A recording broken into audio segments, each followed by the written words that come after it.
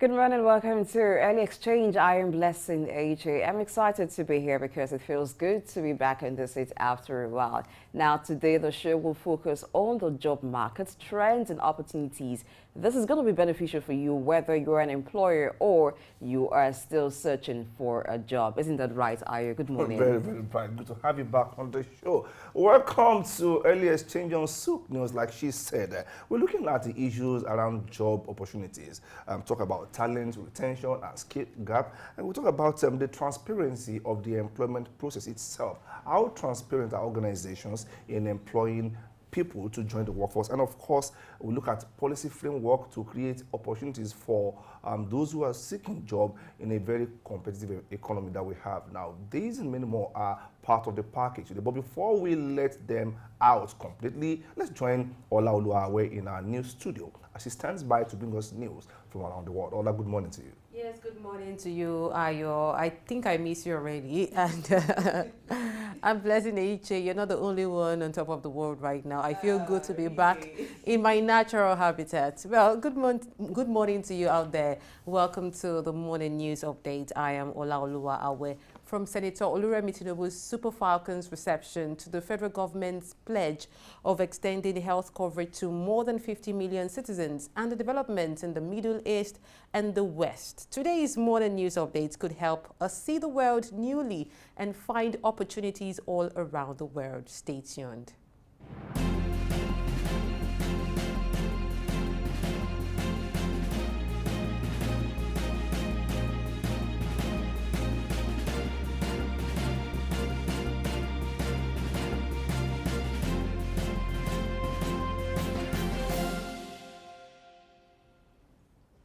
Now to the main news. The First Lady of Nigeria, Senator Oluremi Tinubu, hosted a reception for the Super Falcons Nigerians women national football team at the State House in Abuja a week after their exit from the 2023 Women's World Cup.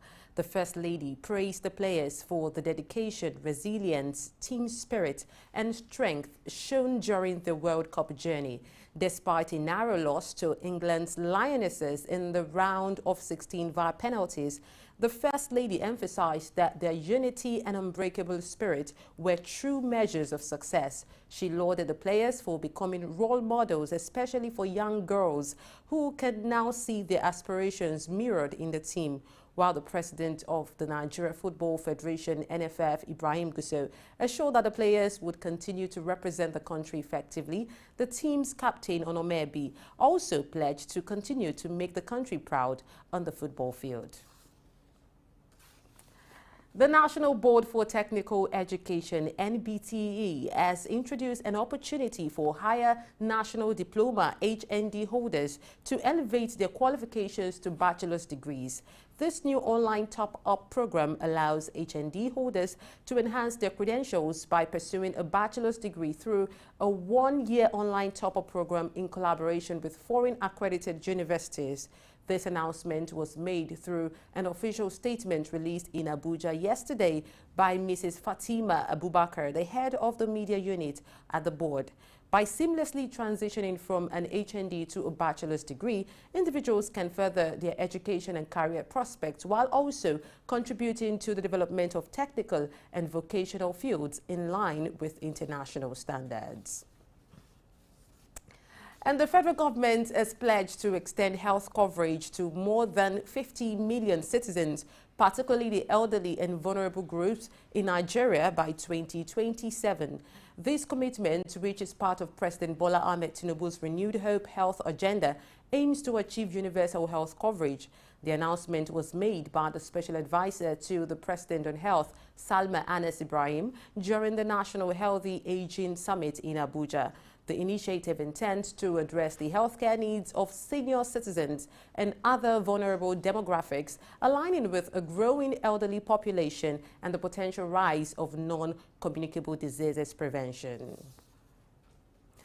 Lagos State Governor Babajide Sanwo-Olu has appointed 6 new special advisors to serve in various capacities across ministries in the state. The appointments effectively immediately were announced by the Secretary to the State Government, Bimbola Salohundeyin. The new special advisors are Dr. Yabo Ayola, assigned to Central Internal Audit, Mr. Olalekan Balogun, responsible for economic planning and budget, and Akinyemi Ajigbotafe, overseeing community development. Additionally, Reverend Bukola Adebi has been appointed as Special Advisor for Christian Religion, Dr. Abdullahi Jebe for Muslim Religion, and Ismail Odesoya for Dawn Commission and Southwest Integration. While the specific economic importance of this appointment is not detailed in the provided information, special advisors often play a vital role in advising and shaping policy decisions, which can have indirect economic implications by influencing development, planning, and community engagements. And the Lagos State government has also extended the closure of the CMD Road entrance to the Lagos-Ibadan Expressway by an additional 8 days until August 20. This extension aligns with the ongoing construction project by the federal government involving the closure of the entrance and access road to Isheri Oluwora. The extension aims to facilitate various construction tasks, including casting a retaining wall, creating a runoff discharge point, removing an old ring culvert, installing a precast culvert, and resurfacing the worked upon section with asphalt. The existing traffic management plan will persist with alternative routes for motorists. They can use the Ojota interchange, Dr. Nuruddin Olowopopo route, or the exit by New Garage for Isheri Oluwora bound drivers. The Ministry of Transportation's Permanent Secretary, Abdulafiz Toriola, urged motorists to cooperate with traffic management personnel during this period. And right now, before we move away from Nigeria, we'll go on a short break. We'll be right back to take African stories and stories beyond.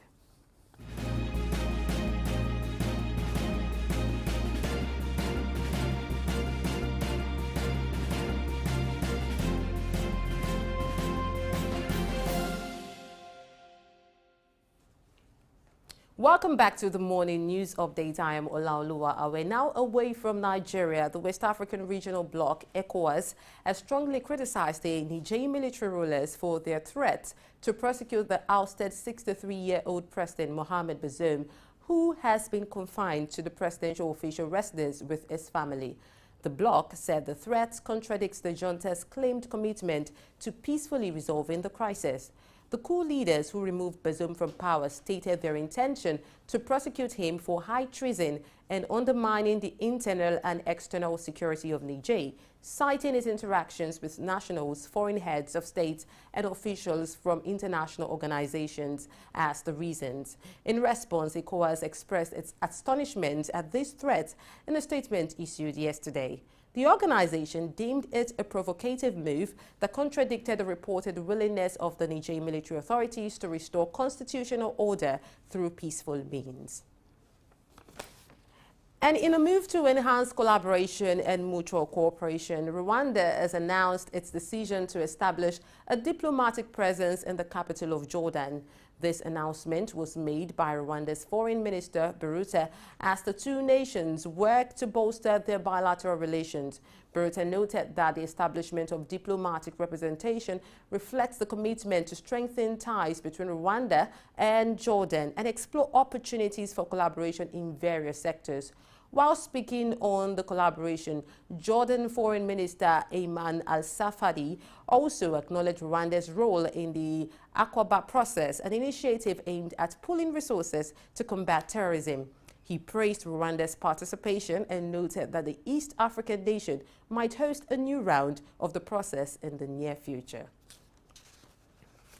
And now to the Middle East. The Roads and Transport Authority, RTA, in the United Arab Emirates is introducing digital parking permits for senior Emiratis and people of determination, effective from the 20th of August 2023. This move eliminates the need for physical permits, allowing users to manage up to 5 vehicles, 1 primary and 4 secondary, through the RTA Dubai app and website. This initiative supports the smart city vision, enhances service efficiency, and aims to boost customer happiness, particularly for these specific groups within the UAE community. And Fitch Ratings has maintained Israel's A+ credit rating with a stable outlook, While praising Israel's strong public finances, the agency cautioned about potential credit risks. It highlighted Israel's relatively high government debt compared to its GDP, ongoing security threats, and past governance instability that hinder effective policy making. Fitch also noted Israel's effort to limit the Supreme Court's power, which has faced significant opposition. The agency worried that this move could harm Israel's credit measures.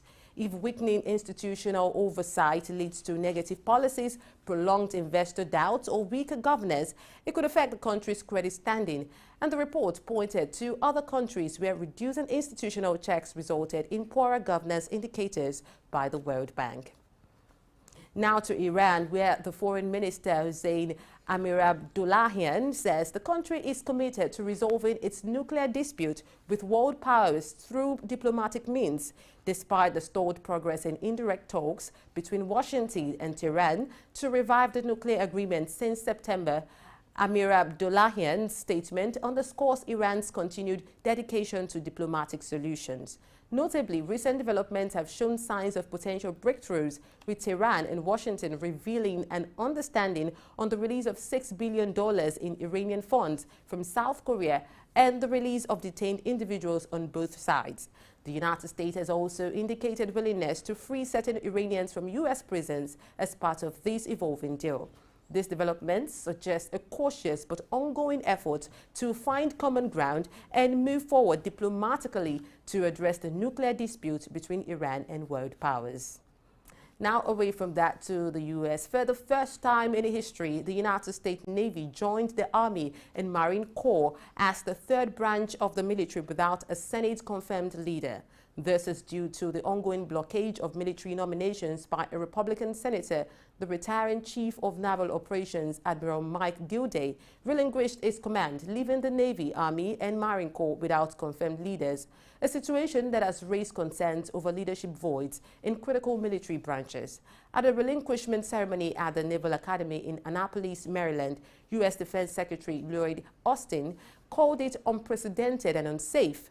The impasse stems from Republican Senator Tommy Tuberville's blocking of numerous military nominations. Meanwhile, President Joe Biden has nominated Admiral Lisa Franchetti to lead the Navy, a historic step that could break a gender barrier in the U.S. military. If confirmed, Admiral Franchetti would become the first woman to command the Navy and to join the Joint Chief of Staff. However, until her confirmation, she will lead the Navy in an acting capacity. And now to Russia. The country is currently integrating hypersonic Zircon missiles into its new nuclear submarines, as reported by the CEO of the United Shipbuilding Corporation, Alexei Romanov. The Zircon hypersupersonic missiles are sea-based and can reach speeds well beyond the sound barrier, posing a significant challenge for defense systems. This development involves equipping the Yasen-class submarines, known as Project 885M, with a Zircon missile system on a regular basis. The move highlights Russia's commitment to modernizing its navy and enhancing military capabilities. The Zircon missiles, while with their exceptional speed and range, are seen as a strategic addition to Russia's military arsenal. And that's the morning news update. Thank you for watching. I am Olaoluwa. I will stay tuned to the early exchange.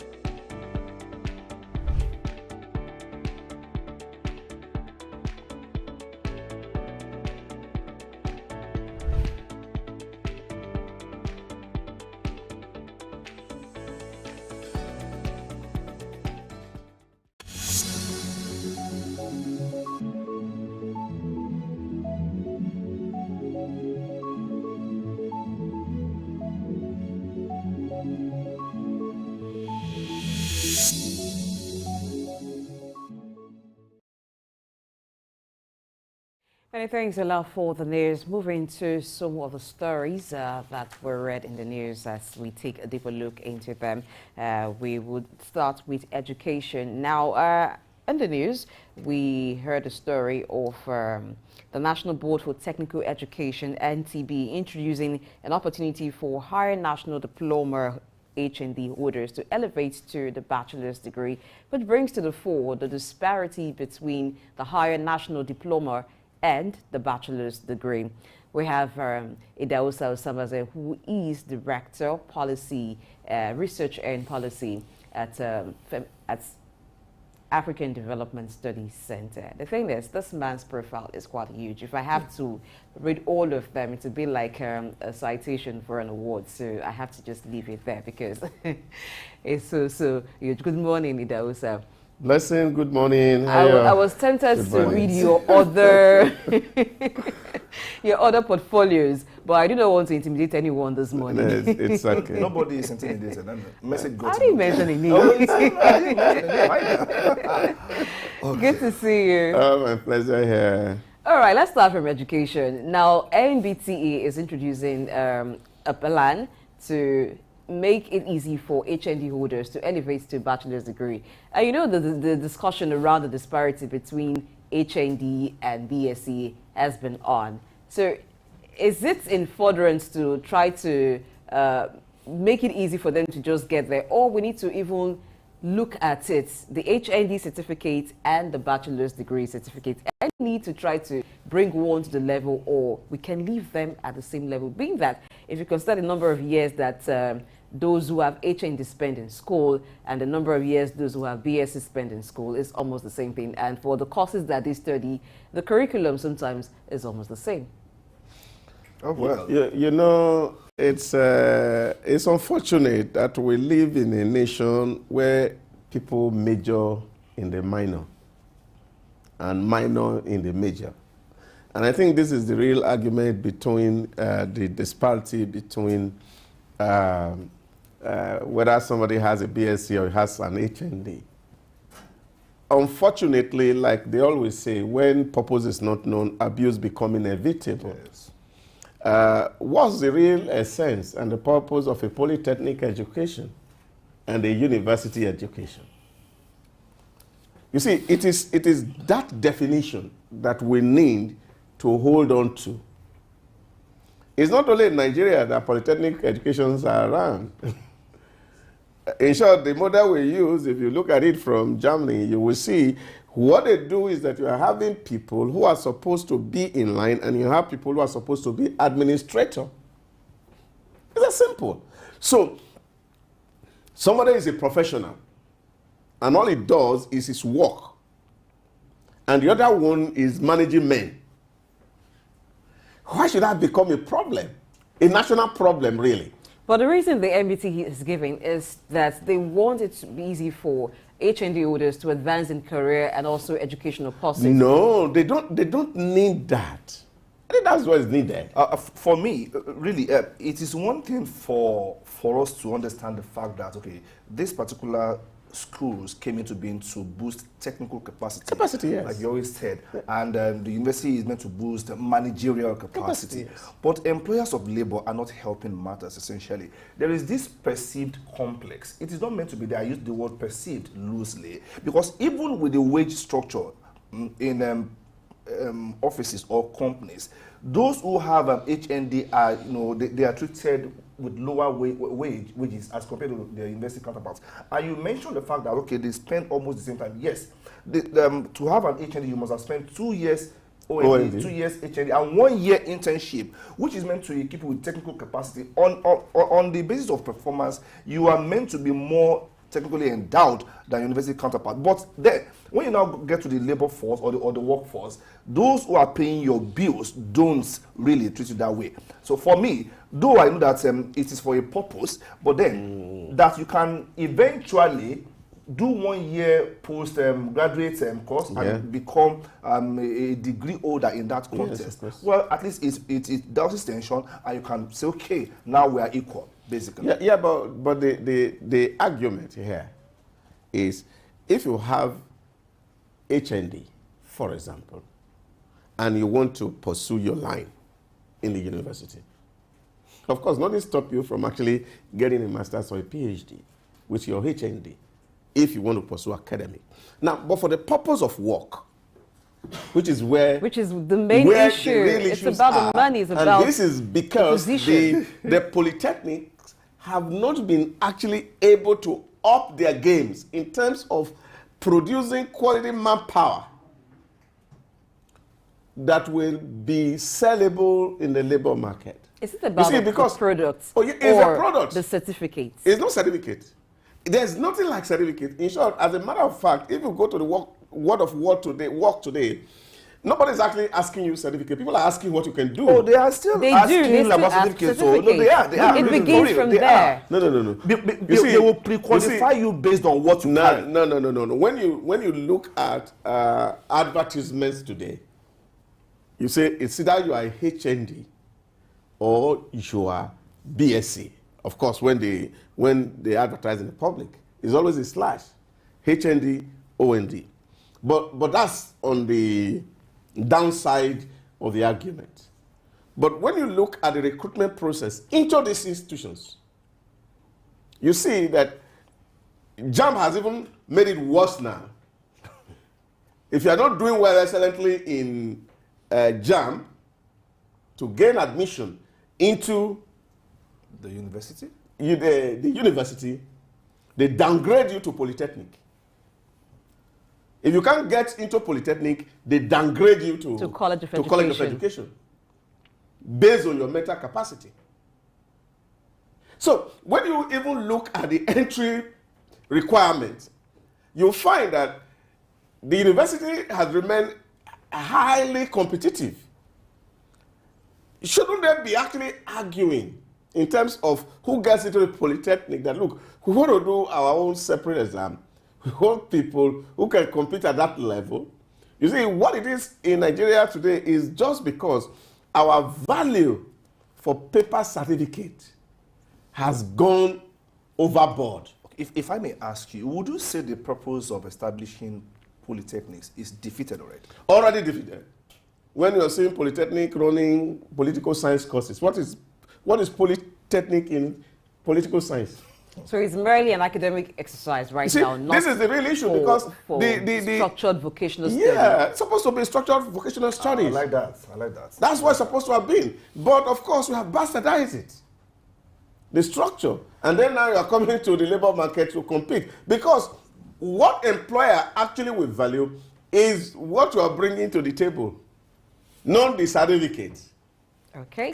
And I think we should transition from this paper thing, which is actually creating the bulk of problem we're having in our country today, to people beginning to look at skills, what people can offer to the workplace as a determinant for how much wage they can get. Well, in the meantime, there is a way out. If you are an HND holder, then you may want to take advantage of this provision so you can upgrade when you get to the labor market. There will be no form of discrimination against you. I think we'll leave it there on that discussion for now. Move on to health, where the federal government has pledged to extend health coverage to more than 50 million citizens. Now, the people who were targeted in this provision are the elderly and vulnerable groups, and this is expected to come into place by 2027. Now, the initiative intends to address the healthcare needs of senior citizens and other vulnerable demographics. Now, it's aligning with a growing elderly population. This is what we see, or this is what obtains in other developed climes. And so the government's putting in plans to ensure that by 2027 we have healthcare coverage for senior citizens. What's your take about that, Ayo? I would like to see the content of the plan before I could make an informed judgment about it. Yeah, it is good and heartwarming to know that the government is thinking about the elderly. Yeah, today they say we have a very young population in Nigeria, but then the young ones are getting old as well, and it's just a matter of time. We may not have an aging population like it exists in some other parts of the world for now. But then, when you say you have pledged health coverage, to extend health coverage to more than 50 million citizens, now let's begin to look at the present health coverage. It is assumed that, okay, there's a particular provision for them now, maybe not up to 50 million people according to this report. So I'd like to see what steps are we taking to ensure that a man who has not really tended to his, to his future health before he became an old man will be well taken care of by this. And let us not forget that health insurance is not a free service anywhere in the world. Where are we going to get the funding for this from? That's a critical key issue conversation for me here. So I'd like to see the detailed plan. Well, I agree with you. It's always good to, you see, people who are in public office are making an attempt to level up with other people in other parts of the world in terms of what they do for those who have served the nation with the whole of their energy for over 30, 40 years, and now they are aged, and of course they seem abandoned and forgotten by their society. So I think it's a welcome development that we are beginning to think about those who are getting old. But you see, the most important thing for me here is that each time we are talking about taking care of people who are old, have we even made provisions in our basic health facilities to manage their kind of peculiar circumstances? That's the real question. The kind of illnesses and health conditions they will dialysis be dealing with. Is still a kind of luxurious sickness in Nigeria today, because so many people cannot afford it. And of course, you see a lot of people get to that age and they are having this kind of complications, heart diseases, liver diseases. Do we have real capability to manage them in our public health institutions?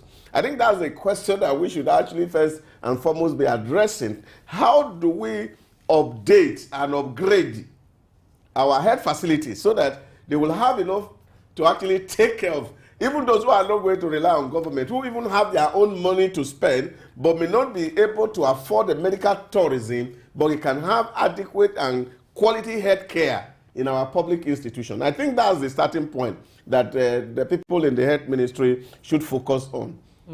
Well, we want to see the Ministry of Health roll out the plans that they have concerning this. But some time ago, we had some health practitioners and even those who are into health insurance here at Sook News. And when the question of the provision, insurance for certain medical condition, the question was thrown to them, they replied saying that insurance in Nigeria covers medically necessary conditions. Yes. But to that, they did not expand to conditions that you just that you just mentioned. So we want but because insurance talk about risk.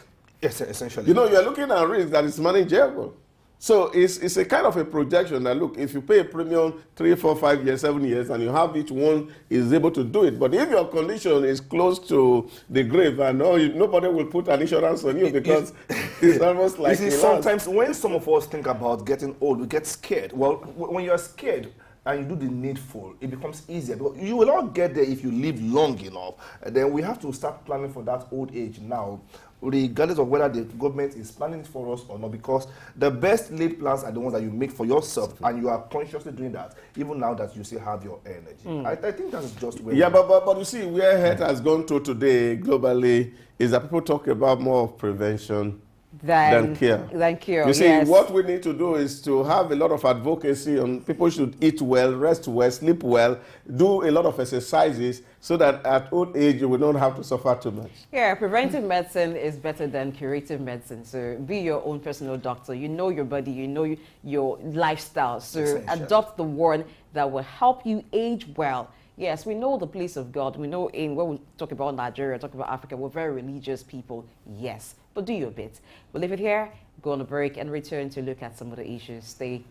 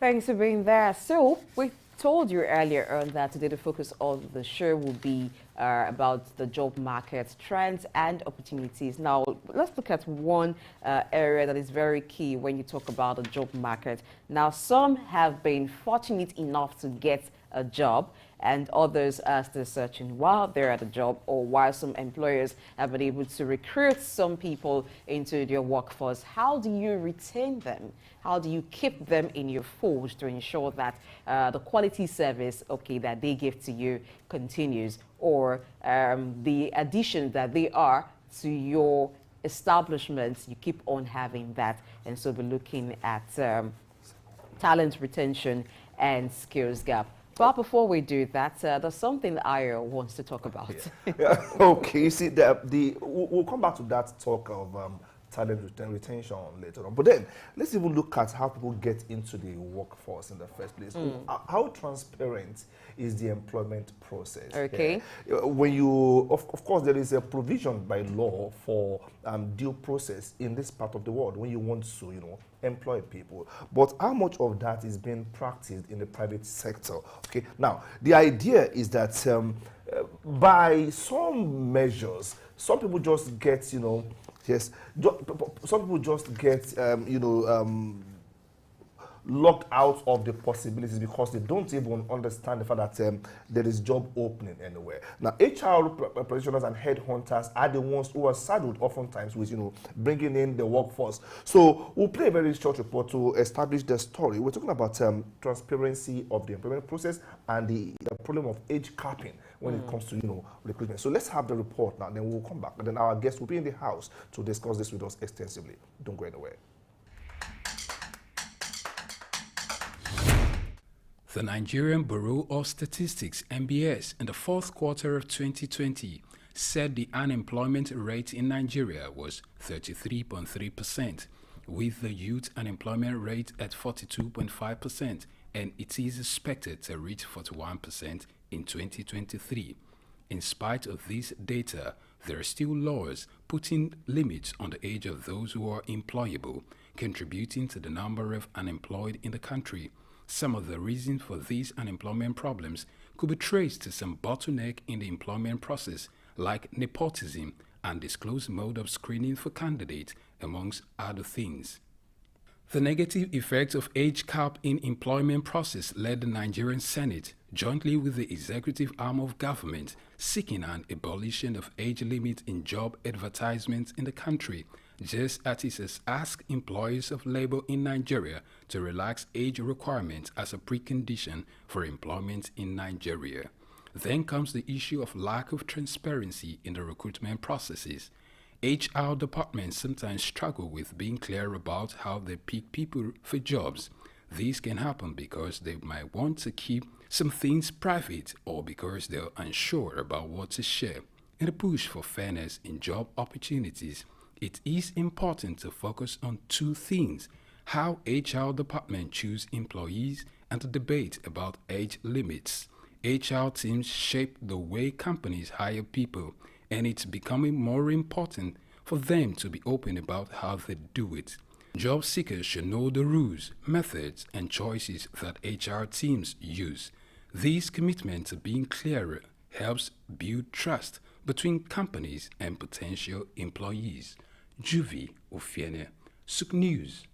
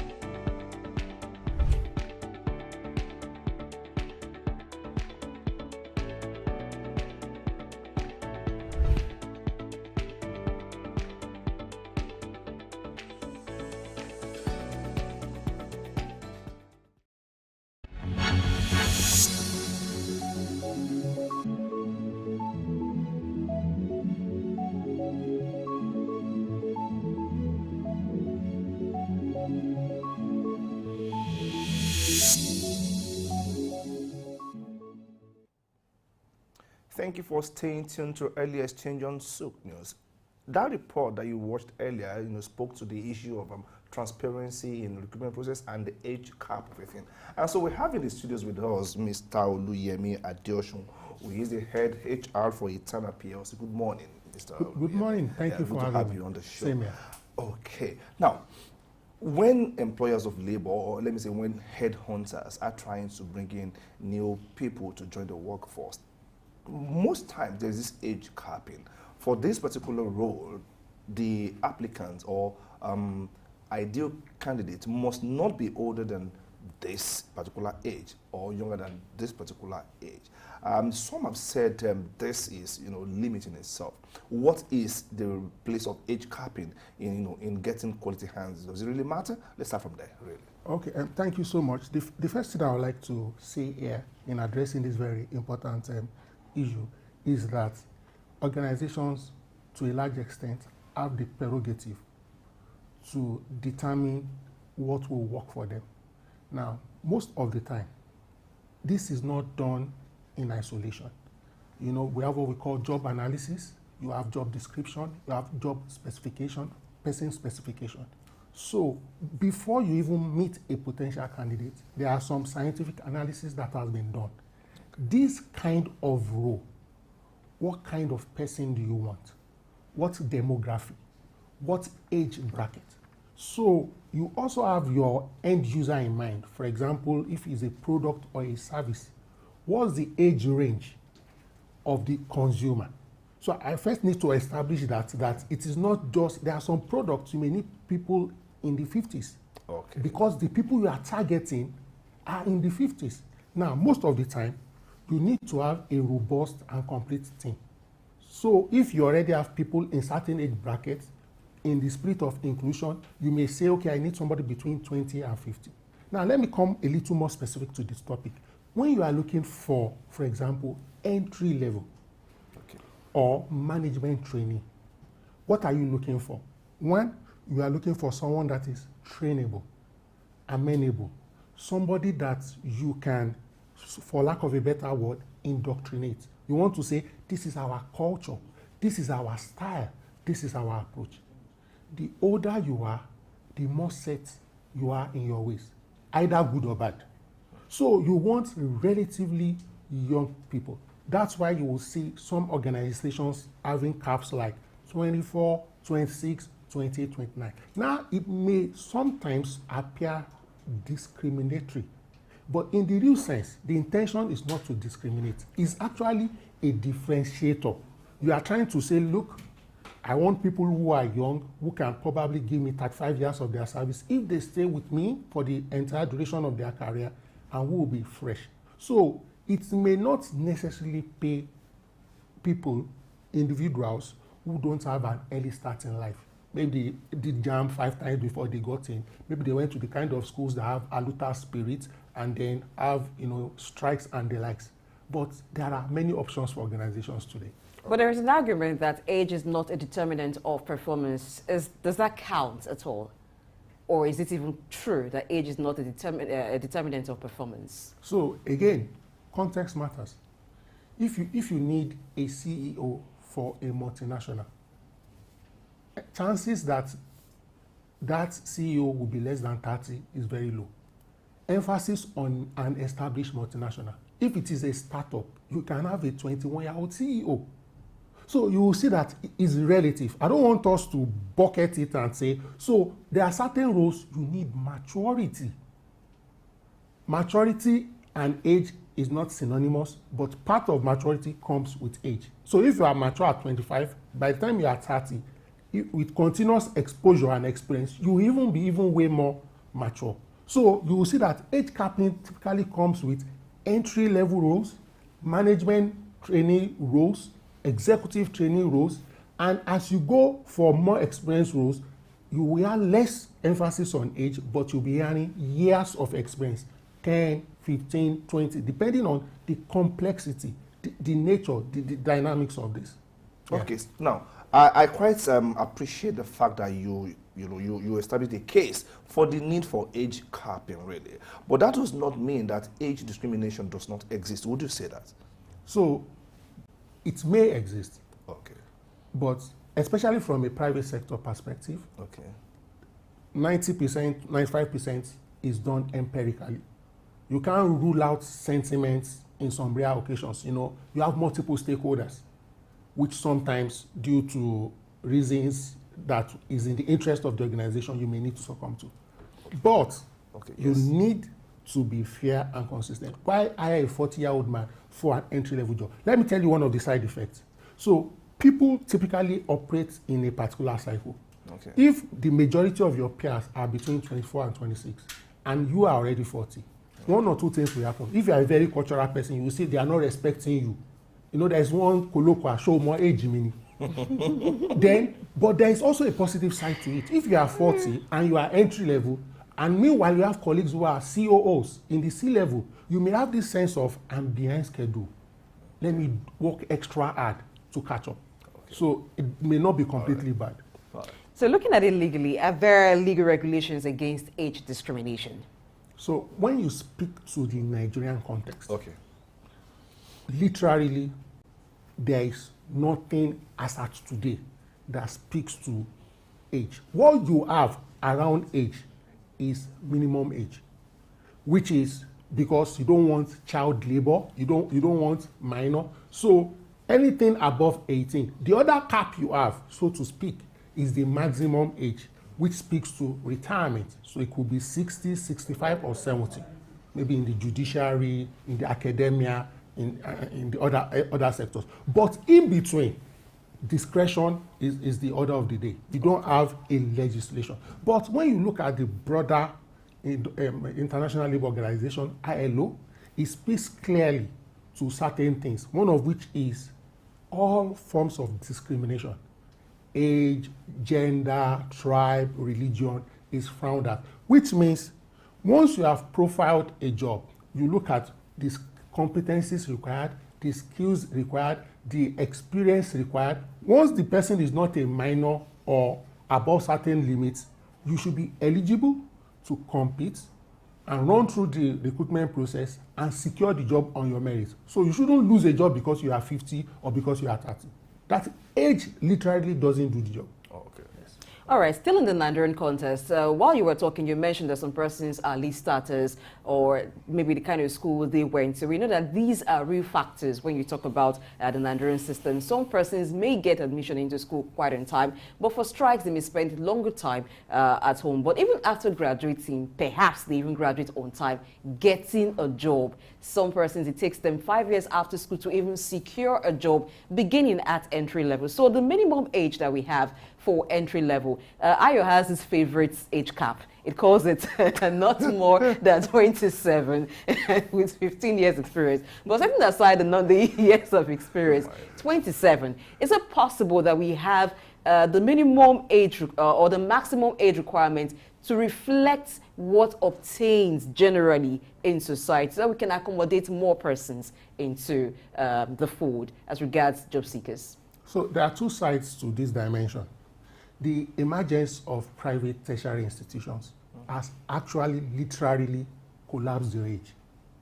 So while there is the temptation on one side to say moving from 27 to 30, there's also the temptation to say drop it from 27 to 24.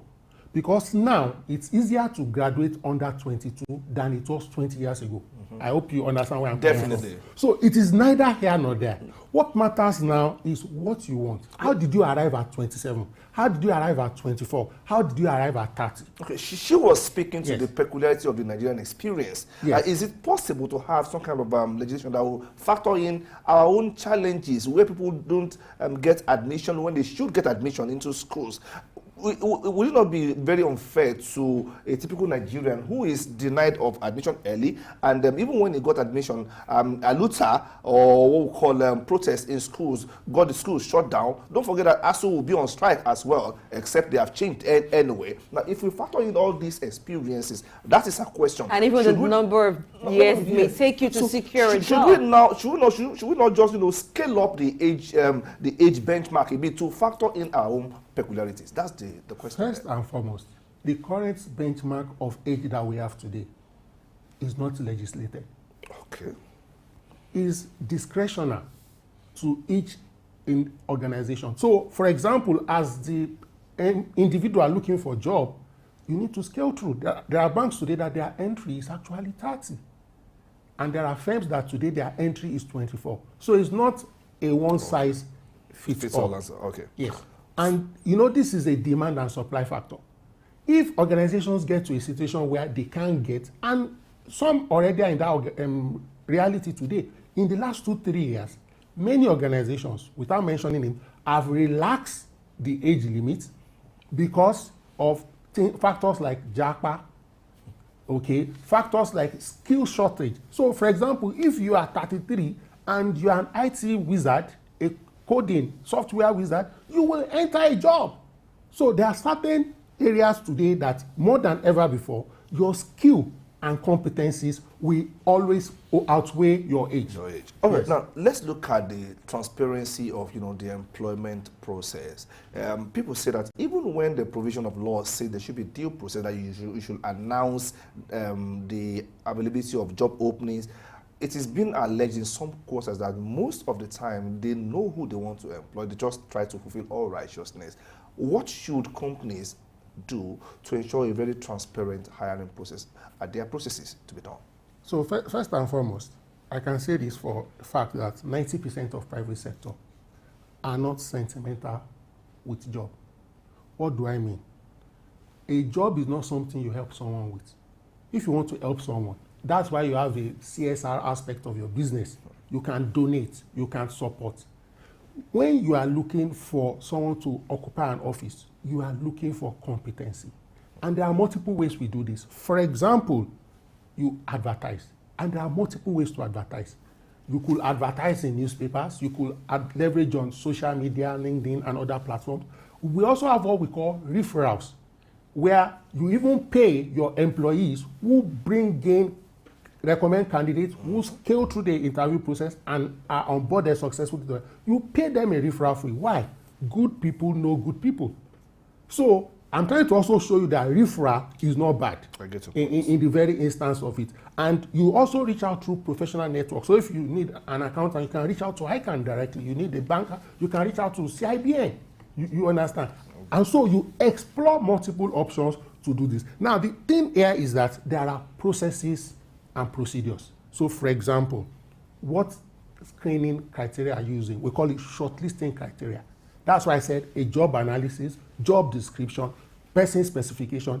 And let me say this, many organizations today, especially tier 1 organizations, use what we call ATS. ATS means applicant tracking system, which means when you throw in your CV, it's not even a human interface that does the first level any longer authentication. So it's not like I like you, I don't like you. So if you have key parameters, 2 years experience is yes or no.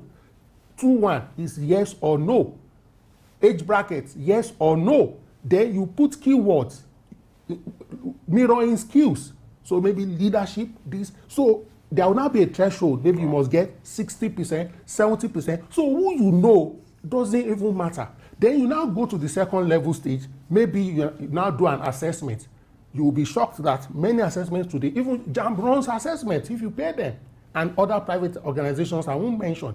And there will also be a cutoff. Is it 80%? Is it 70%? Then you probably come to an interview stage. When you come to the interview stage, you probably meet a panel, 4 or 5 people that comprises people in the technical area. So maybe it's an engineering job. Then you now have supporting areas, maybe some from accounts. Then you have 1 or 2 people from HR. And these people are typically trained to assess. They are trained on biases to watch out for. Why? We need the best person we can afford for the job. So it's not a sentimental game.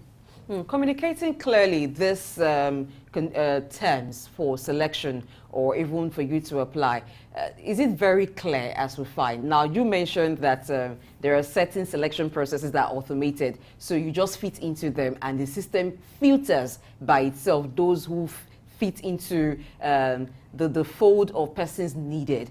But we don't see that often in every firm. Some just advertise, and then it is left at the discretion of the applicants to know, oh, perhaps they want this, until perhaps the interview. So making the processes clearly spelled out, what are the ways to ensure? Must it be automated? If it's not automated, are there other ways? Now, whether it's automated or manual, the selection criteria is the same, which means what are we looking for? What do we need at the minimum to get this job done? Now, the onus lies on applicants to read the job advert that will detail the job specification. And it's in black and white. You need an economist that has this, can do this, can use this software.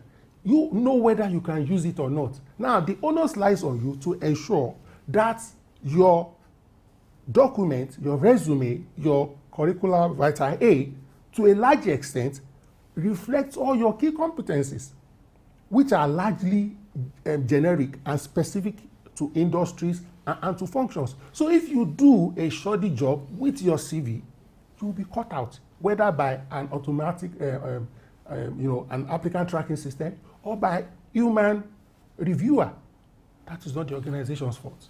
Okay, now you did mention the place of technology. You mentioned it, or you didn't use the word technology. When you were talking about the ATS, yes, this automatic tracking applicant tracking system, or applicant tracking system. I beg your pardon. Yes. Now I'd like you to speak more, because this is meant to make it a non-emotional exercise, because AIs don't discriminate. They are not emotional in that context. Could you please speak some more about how technology is helping headhunters like you get a job done easy, and what employees or prospective job seekers can actually learn from that? What's the bit of technology there? So first and foremost, let me quickly say this, that technology leverages on input.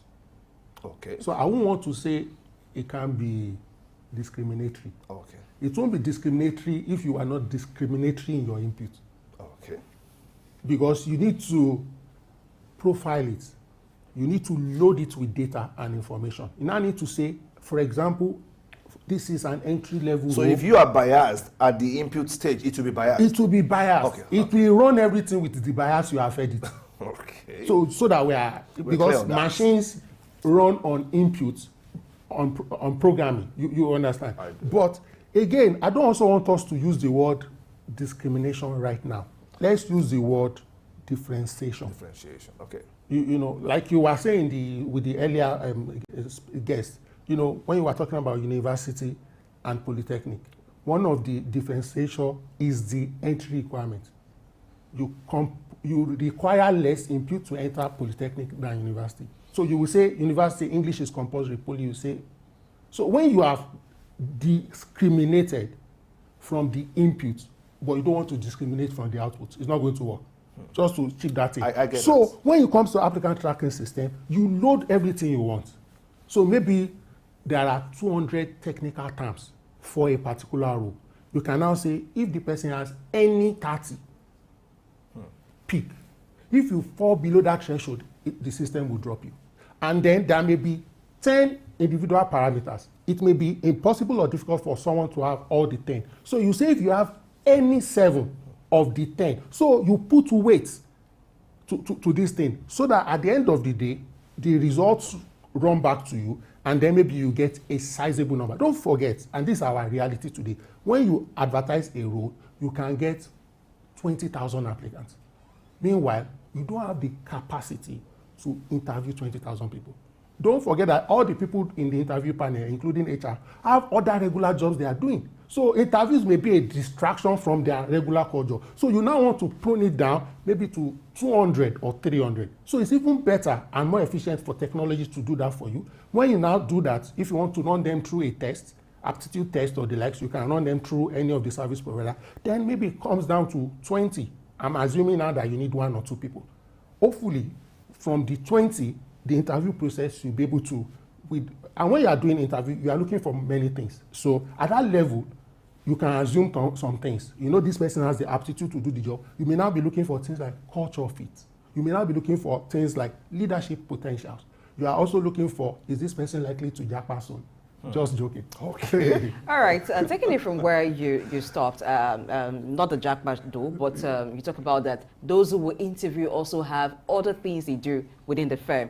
Now, this has led to some companies contracting out the recruitment process to recruitment firms.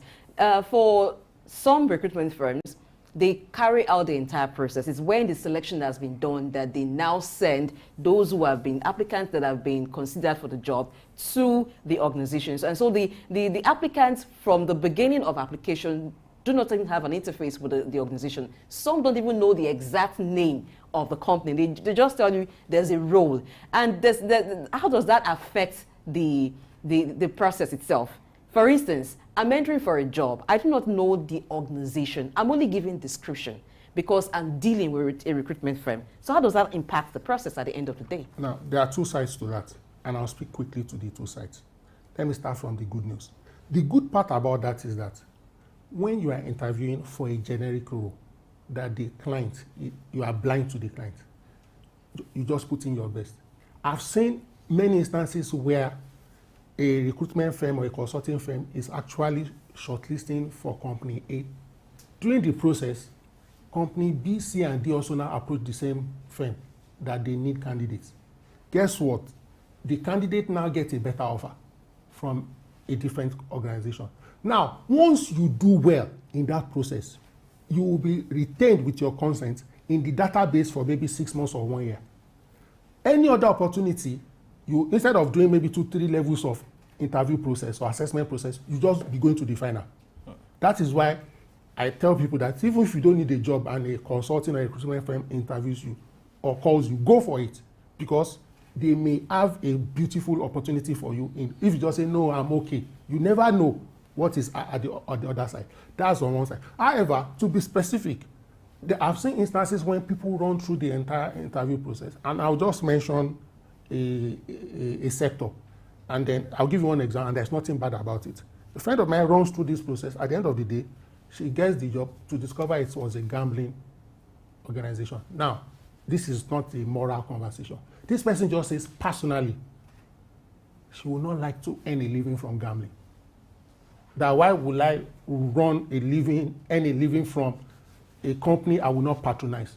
That's our own philosophy. But in that instance, if that lady had known that it's a gambling firm from the onset, she would not have run through the process.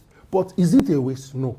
But it's a setback. But if there are now other opportunities in other sectors, she will easily be deployed. So I get, if you know the sector, you know the industry, it's easier for you to make up your mind, and then it's easier for you to customize your responses, because some answers are generic, but context, you may be able to deploy solutions in a more apt manner. Thank you. Okay, now, let's still look at the issue of communication.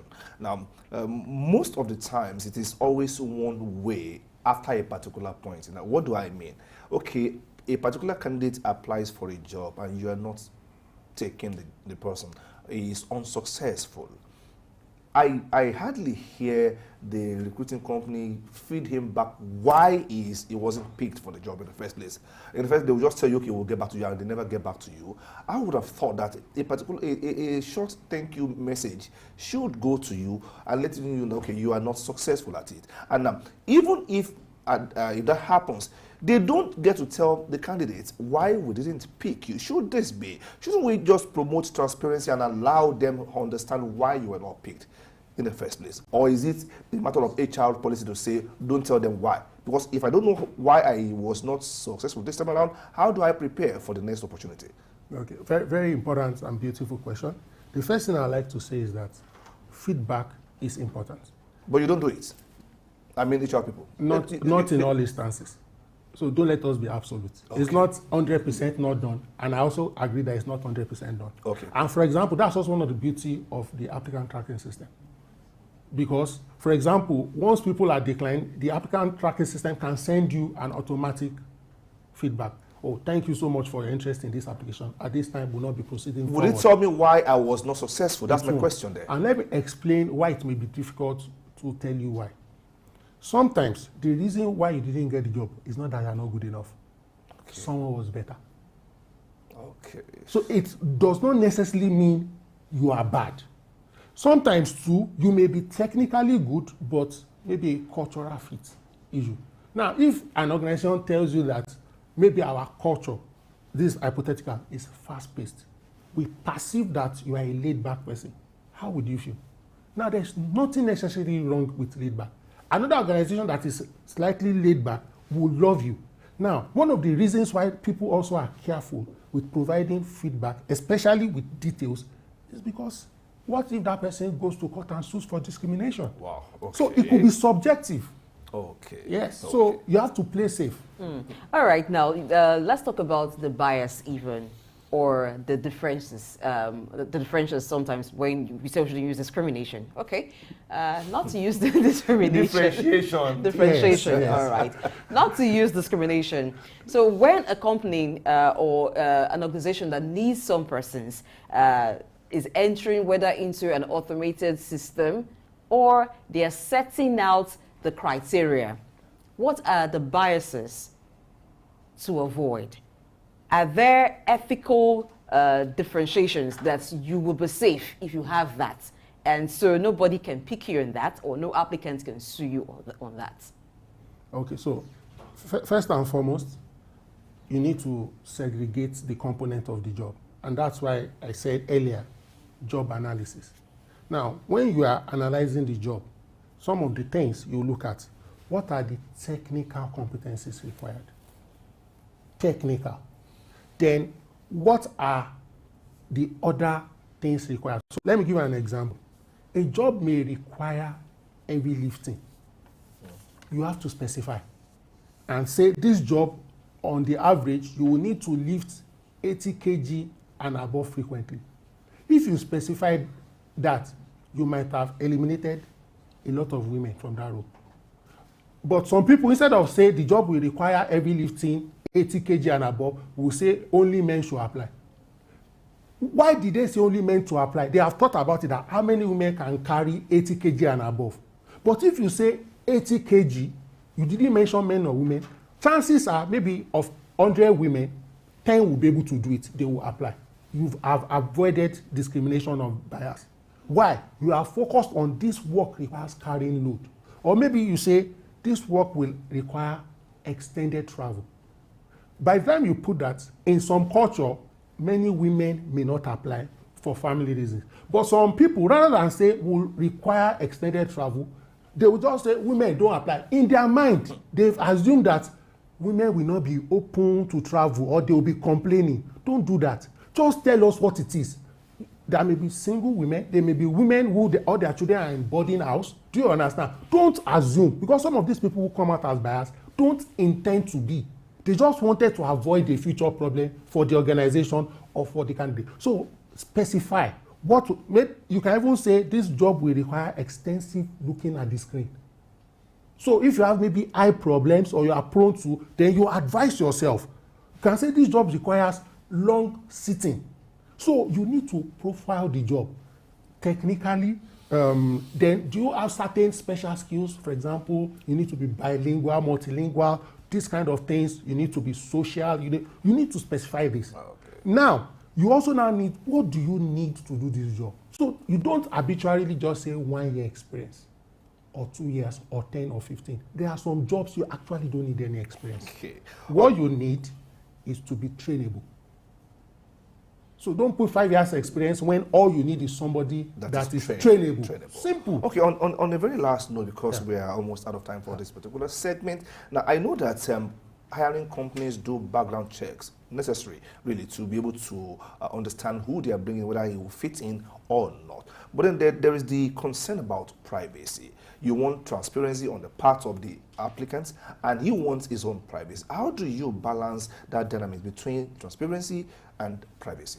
Very good question. Yeah. First and foremost, before you go ahead with a background check, you need to get a consent, documented consent from the applicant that we would like to, for example, interface with your previous employers or your previous institutions, and you sign off. And if you decline, they don't go ahead.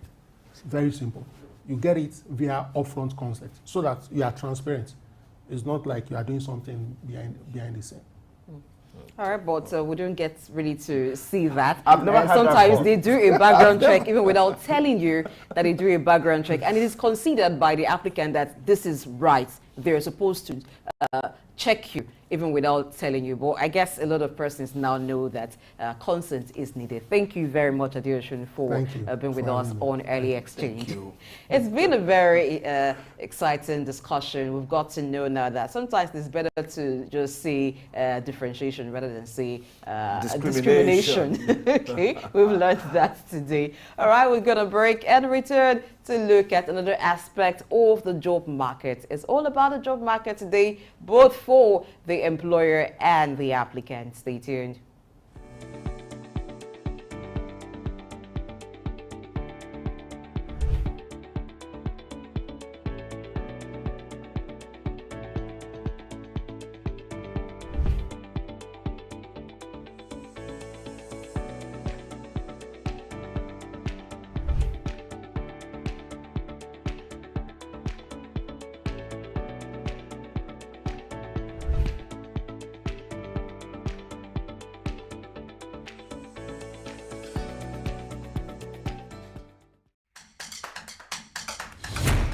In today's fast-moving business world, keeping great employees is tough. Losing important team members can be frustrating for bosses and a big problem for companies all around the world. A recent survey by Robert Half showed just how urgent this issue is. Out of 2,400 workers they asked, a surprising 41% said they are planning to look for new jobs soon. And things could even get worse by the end of 2023, with 1 out of every 3 employees thinking about leaving because the company isn't good at keeping them happy. The main challenge here are 2 things working together: keeping good employees and making sure they have the right skills. When a worker doesn't have the skills they need for their job, it's a big problem. They might feel frustrated, unhappy, and they might not do their job well. This can even make them want to quit. To tackle this problem, companies need to invest in mentorship programs, which will equip the employee with the right training to do their jobs well and help them learn new things as the company changes. This will create an environment where employees keep learning and growing. By doing these things, company can make employees happier and more committed. When employees feel valued and see chances to grow, they are more likely to stay. And when employees stick around, the company does better too. It's like a win-win situation. Israel Adeyemi, Souk News.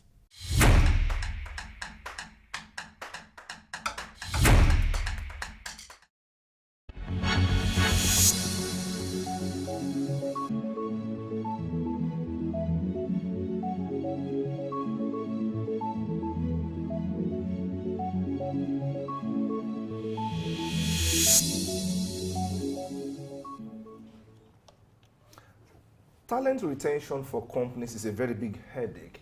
A Gartner report shows that an average of 17% of employees could leave any typical company per time. As if that is not enough, even a survey by Deloitte found that 82% of public companies and 69% of private companies have problems with retaining their best finance heads. As if that is not still enough, a survey shows that 70% of employees are considering leaving their current job. These and many more are the issues we're going to be discussing on this segment of the show. As we have seated with us, Oreshilu Muyosore, who is an HR professional. Good morning. Good morning. Good to have you in the studio. Yeah. Now, talent retention is a big problem, especially in these days of, JAPA syndrome, as they say, the brain drain syndrome in normal parlance. Now, how much of a problem is talent retention from your own point of view as a practicing professional? Okay, thank you for that. I think we need to understand what talent retention is. In a simple word, talent retention majorly is just a way or a strategy of having your best hands on the job without them leaving. And at the same time, with the advent of the whole jackpot thing, like you said, you mentioned that the syndrome, it is in the workplace today. However, also, if they are leaving, what are the strategies in place? There are different strategies in place that one or companies can put in place for the whole talent retention thing. And processes or strategies for talent retention start from the hiring process. And we need to understand that the hiring process involves onboarding. I was having a conversation with a friend, was it not last week, sometimes last week, yes. and he said he left a complaint, a job that he resigned from his previous job, and during the onboarding session, he had to resign the third day. And I asked him why. He said during the onboarding session, the MD was coming on the stairs and people were staying back. Good morning, sir. Good morning, sir. Good morning, sir. So culture is a thing in talent retention also. And where does culture start? Culture starts from the onboarding process. And aside from the onboarding process, other strategies that could be used or seen is working on personal development of your employees also. We'll get to all that. Really. So what are the challenges with the companies have trying to retain some of their staff? Because if you could attract them in the first place, why can't you retain them? Okay, thank you. So the challenges that companies are having for that, firstly, you need to understand who they are reporting to. Because having a bad manager or reporting line can make people feel bad. Imagine you coming to work every day and going back home depressed. You got up from your bed happily and getting to work, you're not happy that you're going to work, or you're seeing your line manager. So that's one critical thing that people need to look at and understand, working on leadership style in the organization. And aside from the leadership style, we also need to understand that feedback is an essential thing in the organization, and the reward methodology also. Okay, now, how does the loss of talents affect the productivity of an organization? Today, we hear in the news that in the banking sector in particular, where a lot of ICT people are leaving the country in numbers or in droves, there are issues with the ICT department. Beyond ICT, in what ways does talent loss affect the productivity of an organization? Maybe. Okay, aside from ICT, right, I think HR practitioners or companies generally needs to look at the 3 Bs when it comes to talent management. That is building, buying, and borrowing. So let me expatiate on this. In building, you have to have your talent from the beginning. That is right from the hiring process. And aside from having it right from the hiring process, helping them in developing their career path, having a clear career path and development plan for them. That is training, working on their short-term goals and long-term goals. And that's for buying, that's for building. Then for buying, I should be able to work with company A and at the same time working with company B. That is sharing same talent together, but achieving same result for different organizations at the same time. Then for borrowing, that's for borrowing. Then for building, I explained earlier. Then for buying has to do with, okay, we've been able to identify this talent in the market. How can we bring that talent to be ours? And at the same time, in bringing that talent, it's not just about money. But most people these days, they feel money is everything, but it's not about money. Okay. My question is, how does the loss of a talent or better talent affect your company, hypothetically speaking now? Okay. Firstly, I would say the process of starting the recruitment all over again, that's a critical thing, because the time to hire, time to fill is a great thing. So for you to get another talent to come on board and to understand or to be able to fit into the culture that you have in place is challenging at the moment.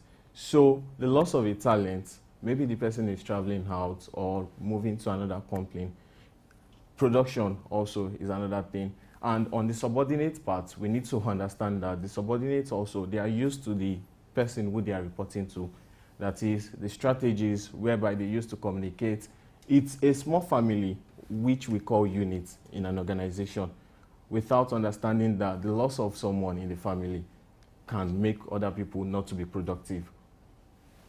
Now, you mentioned that for some companies or for some people, they think it's about money, that maybe paying higher wage is what will retain talent. Are there certain talents that are more difficult to retain than others? And to what you said, if it's not just about money, what other factors help retain talents? Okay, there are other factors that helps to retain talents, and I think having a proper cadre or career plan for an employee himself. So for an employee, at the point of entry, That was why I mentioned, let's not forget, I mentioned something about the hiring process. At the point of entry, you should have been able to know where this person or this particular candidate would fit into the organization. The fact that that person is very good, or you feel he or she will be good on the job, doesn't mean that that person will be able to perform well. So take for instance, I'm an HR person, but I have interest in analytics. And you are interviewing me for an HR role, but my area of interest also for analytics, I won't be able to perform it on the job. It doesn't mean that you should have me. So we need to understand that the person being fit for the job also might not be the best person for that role. Okay, now beyond using money or using big pay to retain talent, people talk about work-life balance. A number of people leave organizations not really because the pay is not good, but because it's not allowing them to have the proper work-life balance. How big an issue is this for talent retention? Work-life balance. Okay, speaking about work-life balance is a challenging thing because most companies just say we have a flexi work life and we want people to work from home. But their process is to working from home. You tell people you want them to work from home. However, if they have to come to the office, they have to resume by 8, leave by 5.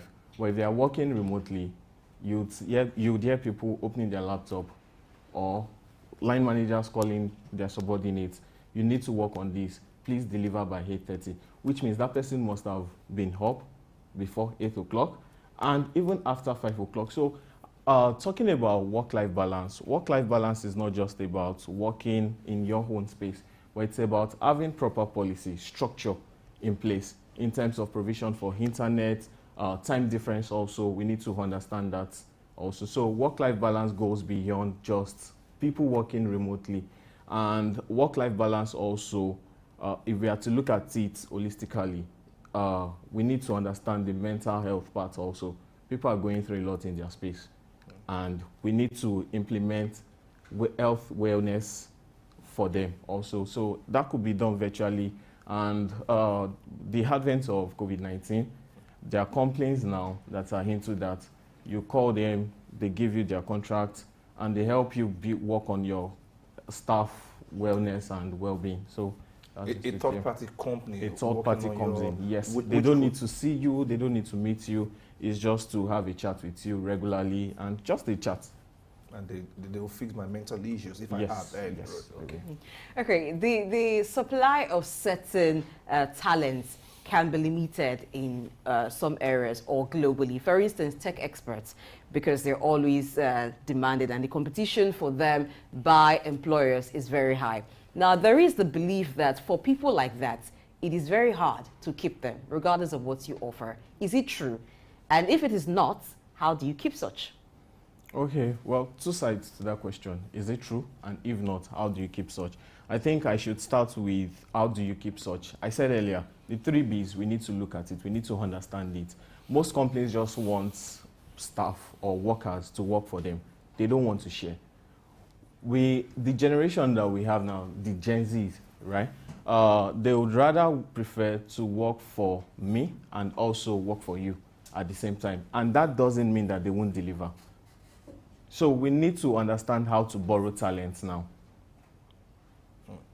So you are saying now that maybe company policies should factor in staff borrowing, some kind of collaborative, but don't you think that would affect productivity? Let's not forget that there is so much time you can spend in a day to work for me. If my job demands you doing it 9 to 5, and you are saying by implication that I should, as a company owner, allow company B to use you for a while for me, don't you think that will affect how much I can get from you, really? Okay, it will, and at the same time, it wouldn't, because the person picking up the job also would have put some things into consideration before picking it up. So if I'm working for a company in Nigeria and also working for another company in Canada, the time difference is something. And the numbers of hours that you'd definitely have to work is different. Our labor market here, our laws are different from that of the other country. So we need to understand that if I'm spending 8 hours on the job here, it might not be the same thing. And the type of projects that people are working also in the tech space differs. So take for instance, if I'm working on a digitalization project, I have a project manager, I have the front-end person, I have the back-end person.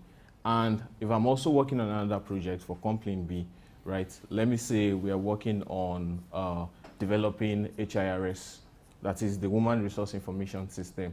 It's a different project entirely, but looks similar. But so that wouldn't affect at all. Okay.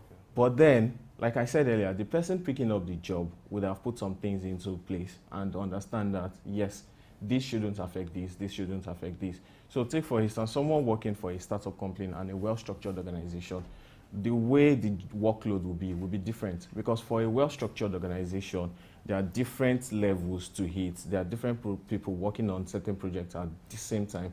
But for a startup company, it's a different ballgame entirely, because it might just be two people, the person doing the front-end person, the person working on front-end as a front-end person would also be the one working as a project manager. So it depends on the person who is picking up the job that would have to place things right. Yeah. In trying to return a workforce or certain talents, some companies have come up with a measure, and that is to have it as part of the contract where within certain period you were not permitted to leave the organization. If you do, there are legal implications for that. And so once you pick up the job or you accept the job offer, it becomes binding on you. How does that even impact the recruitment process? Couldn't that even in the first place deter some talent from coming on board? And are there other proactive measures that companies can employ besides having to have a kind of box in which if you don't spend this particular number of years, you cannot leave the firm?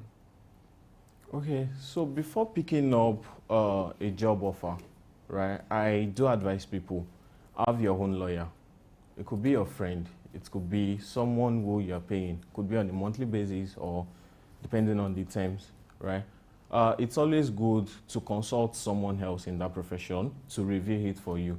You would think you know all. The labor law, it's not the HR profession, right? But then the lawyers, they know better. So it's always advisable to have someone else who could split out things for you in the simplest form. Before picking up jobs and after picking up jobs, why would you tell someone that you can't leave till after 5 years without having any benefit to it? So if I'm coming into an organization and let's say you are giving me a car, there's something attached to it, there's a PEC. And that would have been clearly stated on the contract that I'm giving you this and you are paying XYZ amount. And before you can leave, if you say that you want to leave tomorrow, for you to be able to say you want to leave, it means that we have to do a revaluation of that car and you would have to pay a certain amount. So I don't think, I've never seen such an offer saying you can't leave between. Okay, let me rephrase and also give an example. Now, sometimes this is the entertainment industry. I'm going to give an example from that. We'll find that sometimes artists have issues with their record label. And by the time it comes to public attention, what is the issue? The artist says, oh, I'm not satisfied with the management of this particular record label, I want to leave. And the record label says, look at the contract you signed. You can't leave until maybe after 5 years. There are conditions. If you must leave, maybe you can't perform until after the expiration of your contract. Such clauses. Okay, yes. That happens a lot in the media space or in the entertainment industry, right? But I said something earlier. Before you pick up an offer, get a legal person who can help you check and dot the I's again to say, no, this shouldn't be like this should be like this. And if you feel that you have to accept that offer, maybe because you're in need of a record label and you're accepting it, you should know that, okay, this is a contract already because you've signed it and you know that there's something binding both parties together to say you can't leave. To your question, that what should people do right before doing that? Yes, like I said, get a legal person to explain things for you, to break it down in the simplest form. Secondly, think about it again very well. What are the possible opportunities on this contract, for this contract? Then what are the future opportunities also? You need to put that into consideration. Also, you need to understand that what will be the implication of this before signing or after also. So that's just it. So before signing any contract, you need to get a legal person who can simplify things for you. So Okay, let's look at the issue of skill gap. okay. Some will argue that the problem with most young people is not so much of unemployment but unemployability. That yes, people are still, though we know that unemployment is on the increase, but people are still getting employed. It all depends on the skill set you have. What is skill gap, and how does it matter in talent retention or even talent acquisition in the first place? Okay, so talking about skill gap, right? And like I said, I said something initially, the hiring process, you can be able to identify the skill gap. And in terms of retaining a talent, you have to understand what the long term of that talent is and the short term also. So what is skill gap? So skill gap itself is ability to be able to identify what this talent does not have and what this talent needs to succeed on the job in order to achieve the goals or objective of the organization. And that's why we do have KPIs at work. That is key performance indicators. You set it, and what are the outcomes of the KPIs? Training, it helps to identify what type of training would this person need. Will it be an in-house training? Will it be an outside training whereby we need to bring in an expert to work on this person? And it could be in-house training also. In-house training in the sense that we are not bringing in someone or picking someone from the organization to work on this person, but job shadowing. So job shadowing, if I know that I want to learn how to handle camera and I'm in the finance department, I can always, 5 days in a week, 5 working days in a week, I can speak to my line manager or the HR department and say, okay, out of the 5 working days, I want to have a day that I would need to spend time with the person handling the camera so that I can learn from that person. So one day, let's multiply that by 12. I mean, the person will be able to succeed, and that has bridged the skill gap already. Are there sectoral variations in the severity of skills gap? Are there sectors where you find more issues of or more cases of skill gap than others? Okay, yes. So in the media space, skill gap also, we need to understand that culture has a thing to play.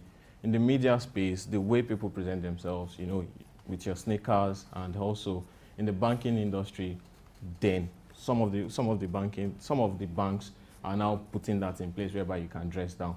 So skill gap, the way you storytell in the media industry could be different from you coming into the corporate communications space in the banking sector.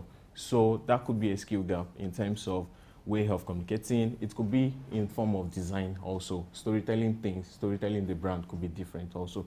So that skill gap also, it varies depending on the industry or sector you want to move into. What I was actually referring to, like, take the media space, for instance. Do you have more cases of skill gap in the media sector, for instance, than you would have in the banking industry? Okay, so looking at it broadly. For the media space, I would say yes, we have more, because lots of tools, AI also, and in the banking industry too, they make use of AI also. So let me use ChatGPT for instance. What people would always spend 4 hours to work on, now people can use 30 minutes and just rework on it, rephrase sometimes, and work on it. So for the media space, there is AI that can help you edit your pictures automatically. People who have been in the industry, in the media space, they need to reskill and up their game to say, okay, I'm moving from using Photoshop, I need to learn this tool also. People are not using, I think, CorelDRAW for graphics again. There is Illustrator and other tools like that. So you need to upskill to say, okay, that person coming in as a graduate intern, the boy has been working hard in school. And coming in, and you just see him moving from being a graduate trainee to being a senior person. And yeah, so the skill gap there is for people to keep updating themselves, their skills. You shouldn't wait for it to happen. Even if you need it on the job and you don't need it, you just have to have it, because it's your personal thing. It's not for the organization. Okay, we've been having a very interesting conversation with Muyosore or Shelu. We're talking about talent retention, and we're now talking about even the skill gap. Let's go on a very short break and take a breather. Then when we come back, we will conclude on that particular topic. Don't go anywhere. Thank you.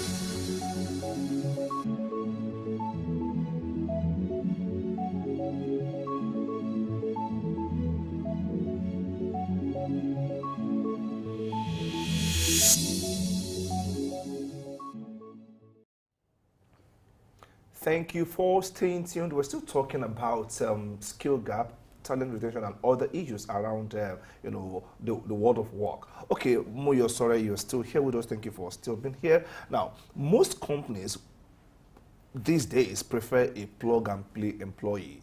What do I mean? Somebody that is job ready. Not even when you go by the rigors of recruitment in the first place. You want someone who will come in and, you know, be able to perform just immediately like that. But then there is the place of on-the-job training. Why do most companies not, why do they appear not to have the patience, quote unquote now, to take a new employee through the normal training? I do know that in some sectors, no matter what degree you have this pre-resumption training that you go for. But these days it's becoming more competitive. When people have skill gaps and they need training, some companies don't even consider the need for them to train you. They just want you to plug and play directly. How bad is this? And what can be done about it? Okay, what can be done about it? I think I should start from the candidate, that is the person who is looking at joining the organization, right?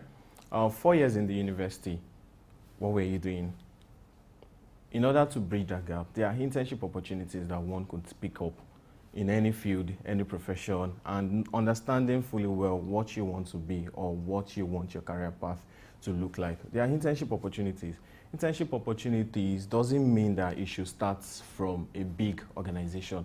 It could be a salon to learn and to, I mean, time management skill, it's a great thing. So working in that salon alone could help you reshape yourself in terms of how to communicate better with clients, how to solve issues, little issues that could escalate to being a big thing. That could then for the organization part, right? I think companies, you can't just come in when they say graduate training. You can't just come in and they expect you to start working or start achieving the ready set goals, right? Companies are setting realistic goals. That is things you need to do on the job and outside of the job, right? And the word graduate training doesn't mean that we're expecting you to be there already.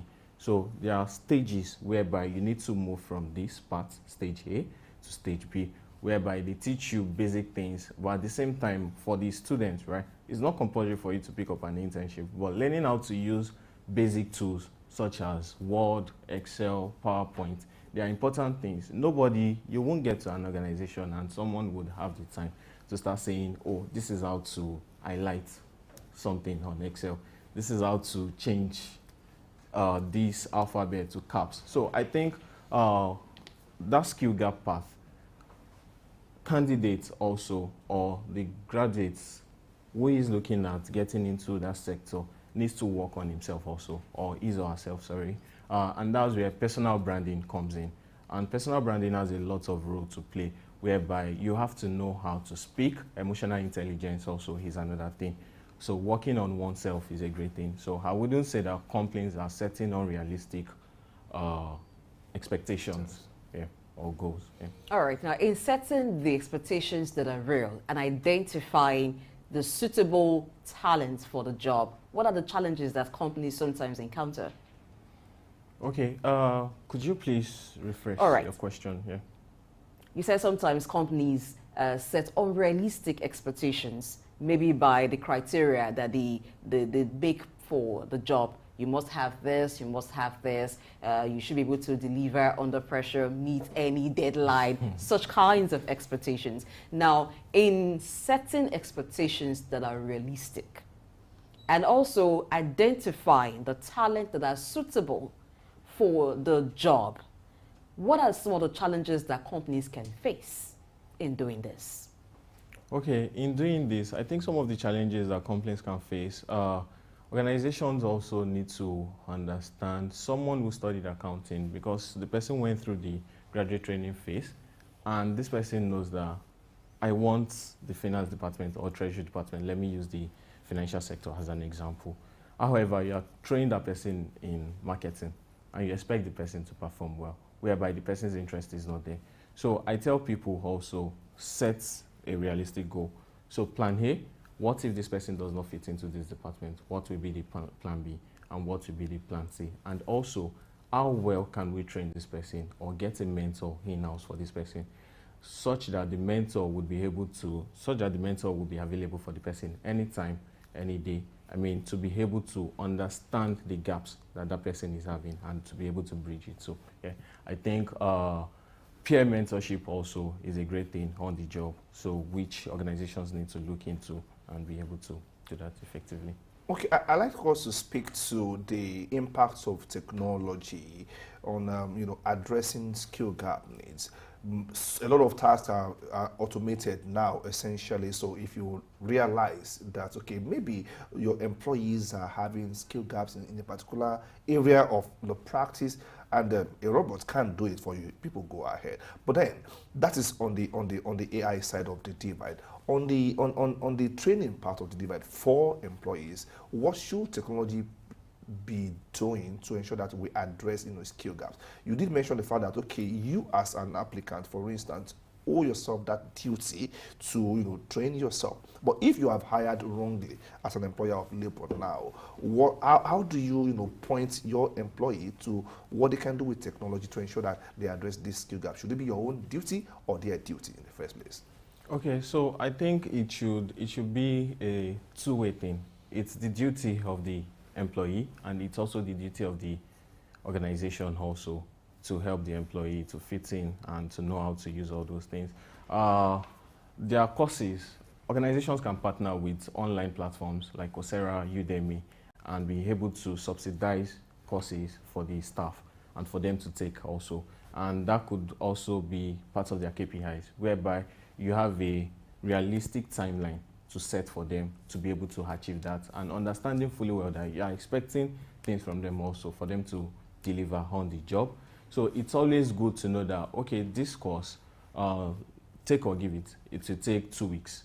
But let's say unforeseen situations on the job and for the person to be able to deliver also, it's always good to set a timeline. Let's say 3 weeks is fine. So for the company, it's always good for them to have different learning and development strategy also. That is being able to train the staff very well. So partnering with different learning platforms and consultants also, who can always come in regularly and to be able to track the staff. And for the employee, that is the staff, on the employee's part also, there's this part that I tell people, area of interest also. If you don't have interest in that, it's always good to mention, not to waste people's time. Okay. Because that's when they're expecting a lot from you. They're telling you to go and learn this, to work on this, to do this. And you're just telling them, okay, I'll do it. Okay, I'll do it. And let's not forget, you're not deceiving the organization, you're deceiving yourself. Because if you have the skill, it's yours forever. Nobody will take it away from you. So, yeah. Yes. All right, a while ago when you were talking, you asked a question when I talked about organizations giving people the time to learn the job skill while they're there. And you asked for the years they were in school, what were they doing? So going to our educational institutions, what would need to change to help school leavers to be able to breach that gap or have the needed skills? Because skills are changing. The ways of carrying out tasks, some have become obsolete in some sectors, and then there are new ways. So what would need to change in the educational system to equip these people? Because they spend a long time in the institution. An average course would be 4 years. If you spend 4 years, what would you need to know that will help you as you're getting into the job market or even acquiring a job? Okay, so for the university or the institution, I think lecturers also, they have a great role to play, whereby imagine a lecturer, the notes the lecturer has been using for 5 years, that's what the lecturer is still using till date. So the lecturer also needs to bring in the practical aspects of the job, not just the theoretical part. That's where the lecturer also, so for someone studying, let me use someone studying computer science now. You're studying computer science, you don't even know anything about any tools, you don't know how to use Power BI, you don't know how to use Excel, Microsoft Excel. It's just about, the theoretical part. This is how you do it, this is how the we history do it. of how the computers history came of into the being. course, exactly. So our institutions, they need to implement the practical part of the field that those people are going into. So take for instance, someone studying estate management, they go on the field every time to take measurements, to learn a lot about about what they are doing. And I think institutions are doing that, whereby they allow students to go for CWES or IT. But then, are they tracking them? Are they monitoring them to know that, okay, this person is really doing it? Some people will just get a letter from their brother's business, small business, and take it to the school, submit it. I've gotten a place, and they stamp. And such students will just go around doing his own thing. So they need to put a strict measurement, a strict measure to that, in knowing maybe the student is actually doing that. And also, after the internship or CWES, right, call them, have a one-on-one session with them. Also, it should be a panel thing. Let them talk about what they've been able to, things that they picked when they were learning and when they were having their internship or CWES. So then for the students also, if you want to, there's this quote that, and I tell people, decision is something, desire is nothing, right? Decision is something, but determination is everything. If you are determined that you want to achieve this thing, I mean, you wouldn't mind going extra mile to say, yes, I have to get this done. So that's just the best way for the student to be able to say, okay. And also on networking, I think networking is another thing, that is having a mentor that you know that, okay, this person is an expert in this field. And it's just a way of saying hi on LinkedIn and writing a good message to say, oh, I would like you to mentor me on this thing, on this field.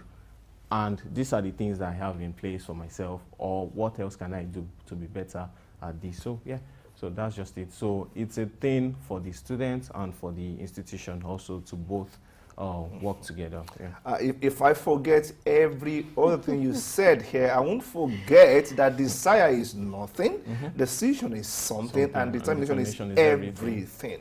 Okay, now, when we talk about skill gaps in most companies, the attention is always on the line workers.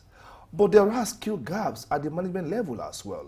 And HR, consultants are meant to be the ones to be able to, speak truth to powers that be. How much of skill gap is being addressed at the management level in companies? Okay, at the management level, right, I would say that the management thinks beyond let's just achieve let's just achieve this. We want to get this right. We want to get this right, or we want to do it this way. However, there are other resources involved in this aside from the human capital resources, right? We need to understand that there's time resources, there's the technological part of it, and there's the financial part of it also. So all the resources needs to be in place to achieve this. And from what you said the organization, right? How they always focus on the line workers. When you talk about skill gaps, there is less focus in so many organizations on the management themselves.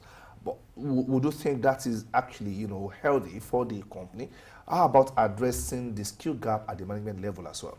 Okay, yes, very true. So in bridging that gap also, when talking about talent retention, at every point the staff is moving up, you need to understand what the staff would need to perform well, to fit into that. So sending them on leadership training won't be a bad thing, to be able to communicate well, because you can be the head of a department and not being able to pass the right information. Permit me to punctuate there. Okay. Sending them on leadership training won't be a bad thing, or must be something that should be done? It must be something that should be done. Okay, continue. And before you can say that you want to promote this person, is that person fit enough for that role? So before the promotion comes, you should be able to identify the things that would help that person to succeed when that person gets to that role. So it's a good thing when companies invest on their managers also, and managers also need to understand that the subordinates too, they were once like them. They need to help them set things right also to get up there. Yeah. On a final note, yes, it's a good thing for companies to invest in upskilling their workers. But some companies sometimes fear that this investment, they may not be able to recoup it, considering that once a person has advanced in skill, sometimes they want to leave the organization. So what is the way around that? Yes, I remember that you asked the question where you said before they do something, where you sign, you have to sign. So that's where it comes in. Okay. So if I'm investing millions on you, then I should be able to tell you that within the next 5 years, you have to work for me. If you are leaving this organization, then you have to pay XYZ amount back. That is, the right department will do the calculation and let you know. So if I'm sending you to Harvard for a course, or Oxford University to take a professional course, and you coming back and you're telling me that you want to leave. You want to jackpot? No, that shouldn't be done. So there should be policy in place to say, okay, if we are doing this, you have to give us this. Because trust me, if an organization is sending you on a training, it's yours forever. It's not for the company, because you can leave anytime. So it's just a risk. The organization is just taking that risk to say, okay, hopefully this person will come back. Okay. All right. We've been having a beautiful discussion with Moyosore Oreshelu, and he has addressed skill gaps and even talent retention. We do know that, yes, but as long as companies exist, these things will continue to be an issue. How you respond to them will be what really matters, whether you would continue to thrive or otherwise. We must say a very big thank you to you for coming to the studios, and we appreciate the time spent with us here. Okay, let us go on a very short break, and when we return, we still take a look at yet another dimension of the job market, as we want to call it on the show today. Don't go anywhere, please stay.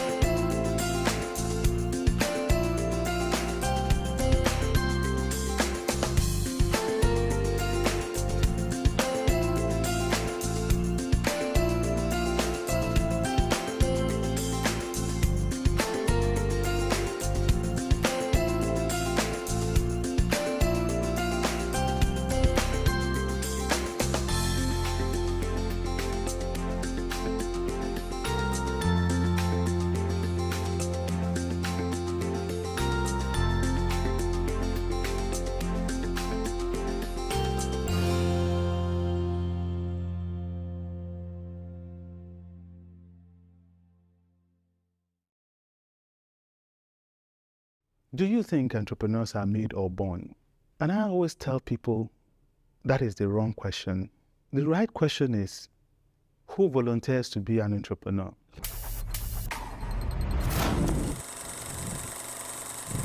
So you may know that I'm an entrepreneur in residence at Columbia Business School in New York, and I'm also on the advisory board of the Global Business School Network and the AACSB, both of which are accreditation bodies for business schools globally.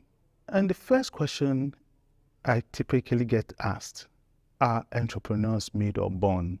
Second question is, what can business schools do to help entrepreneurship? Let's start with the first one. Do you think entrepreneurs are made or born? And I always tell people that is the wrong question. The right question is, who volunteers to be an entrepreneur? Because entrepreneurship is like a calling. It is risky. The mortality rate is very high, but there are a group of people that are termed mad. And those that feel that they are mad enough to change the world are the ones that change the world. They are the entrepreneurs. Certainly, myself, I don't see myself as born entrepreneur, but I'm a serial entrepreneur, and I've tried my best to do the best at each of my entrepreneurial businesses. The issue is, do you want to be an entrepreneur? Do you volunteer? Then you go and pursue your passion. That brings me to the second question, business schools and entrepreneurship. Business schools before now was a promise of when you graduate, you get a six-figure salary, especially from the Ivy League business schools. This does not hold true any longer. I remember watching a program on television in the UK about repossessions. And there was this young immigrant from Kenya who had finished her business school and unfortunately was not in a job. And she was being chased out of her apartment because she had not been able to pay the rent. And she asked a very innocent question. What did I do wrong? I've done the MBA. Why don't I have a job? Clearly, the promise that business schools will give you a six-figure salaries is totally outdated. Therefore, how do business schools help the concept and the building of entrepreneurs? And I think business schools in today's world should not just prepare their graduates to find jobs or to be job fit. I think it is essential to help people to find their purpose and their passion and to equip them to venture out to pursue that purpose. If we're able to do that and demystify the whole concept of entrepreneurship, then we would have succeeded as a contribution of business schools to entrepreneurship.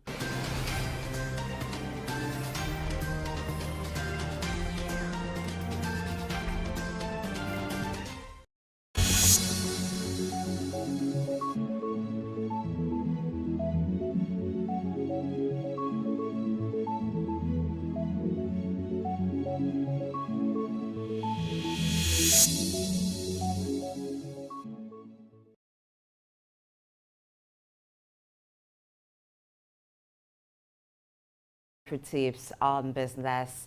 All right, now, in continuing the discussion on the job market trends and opportunities, let's look at how to identify and position for job opportunities. We have Sam Oruji, who is Director, Policy, Research and Development, Femi Wash Limited. Good morning, sir. Good morning, Blessing. My pleasure to be here. Good morning. Good to have you here on the show with us today. Pleasure to be here. They often say, or some people say, there are no jobs, there are no jobs. But it is reported that the African continent is one of the fastest growing economies in the world and is a lead. This is leading to a surge in job opportunities. So that doesn't agree with what some applicants say, that there are no jobs. Identify the jobs or the sectors where there are opportunities and rightly position yourself for them. How can they do that? Thank you very much indeed. There's a saying out there that most people are not employable. And this is speaking to the skill gap. People have basic qualifications, and some of the earlier speaker spoke to some of those issues. But going specifically to your question, is that what kind of industry do you want to play? What kind of skill set do you have? How do you identify the possible area where you can have employment? So these are the major elements that we need to address. First, what are your key qualifications? What are your key skill sets? Then what kind of industry do you want to play? Then when you have identified those critical areas, then you put your search into those particular areas. So as we speak, then we'll be able to identify those critical sectors where the level of employment is increasing in Africa. Are you talking about construction? Are you talking about the IT? You're talking about sales and marketing? So we need to look at those core areas. Then how do you get into those arenas? So it's important, how do you use your networking skill, whether personal, whether operational, whether strategic networking skill? You must identify those. Then how do you brand yourself, even for those jobs? So I think essentially those are the elements that will be speaking to as we progress the conversation. Okay, thank you for that opener. You spoke extensively about being able to cite opportunities, and citing in this context is not a visual exercise. It's beyond your two eyes. How do you position yourself well enough to be able to cite these, opportunities that are bound? Because yes, we all go to school, but not all of us get employed. And in the same climb where some are not getting employed, some are actually getting employed. It's about being able, one is able to cite, the other is not able to cite. What skill set would you need to possess to be able to cite opportunities in a very competitive economy that we have today? All right, thank you very much, Ayo. The first thing that we need to talk about, number one, we talked about your skill set. What kind of area do you really have core competencies? Then after that, how do you locate those jobs? What kind of preparation? Do you have access to LinkedIn, a professional networking environment where you can locate job? Do you have recruitment agencies that you are registered with? Those are the core elements that you need to look at. Then after that, then how do you use your network, like I mentioned earlier? So within the industry, within your professional network, how do you navigate those professional networks? Okay, I'll allow you, dwell on that much later. Let's just go on a very short break, and we'll be right back, and we'll continue the discussion. We're talking about how to, cite opportunities and how to position for them as you look for work. We'll be right back.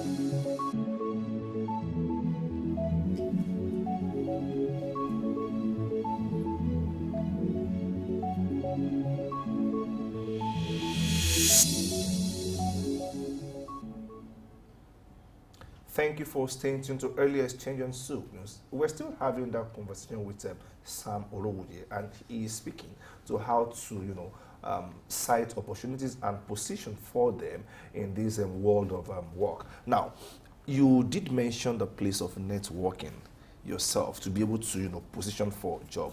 Can you please elaborate on this? How should an applicant or a job seeker network effectively to ensure that he is well positioned for openings that will, come out? All right, first, before we talked about networking, normally you need to set your career objective, the kind of industry you want to work based on your skill set. So having identified your career goals, well specified, and you have the core competencies for those career goals. So the next thing is to network. Where can you find those jobs?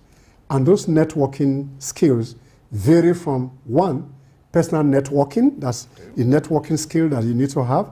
Second one is operational networking. You may have worked somewhere previously, then you use that kind of network. Then you talk about strategic networking, which means that you may not have access to certain information. Certain people somewhere have access to those information, so you tap into that network to be able to gain entry into another network. So that's another way you can position yourself.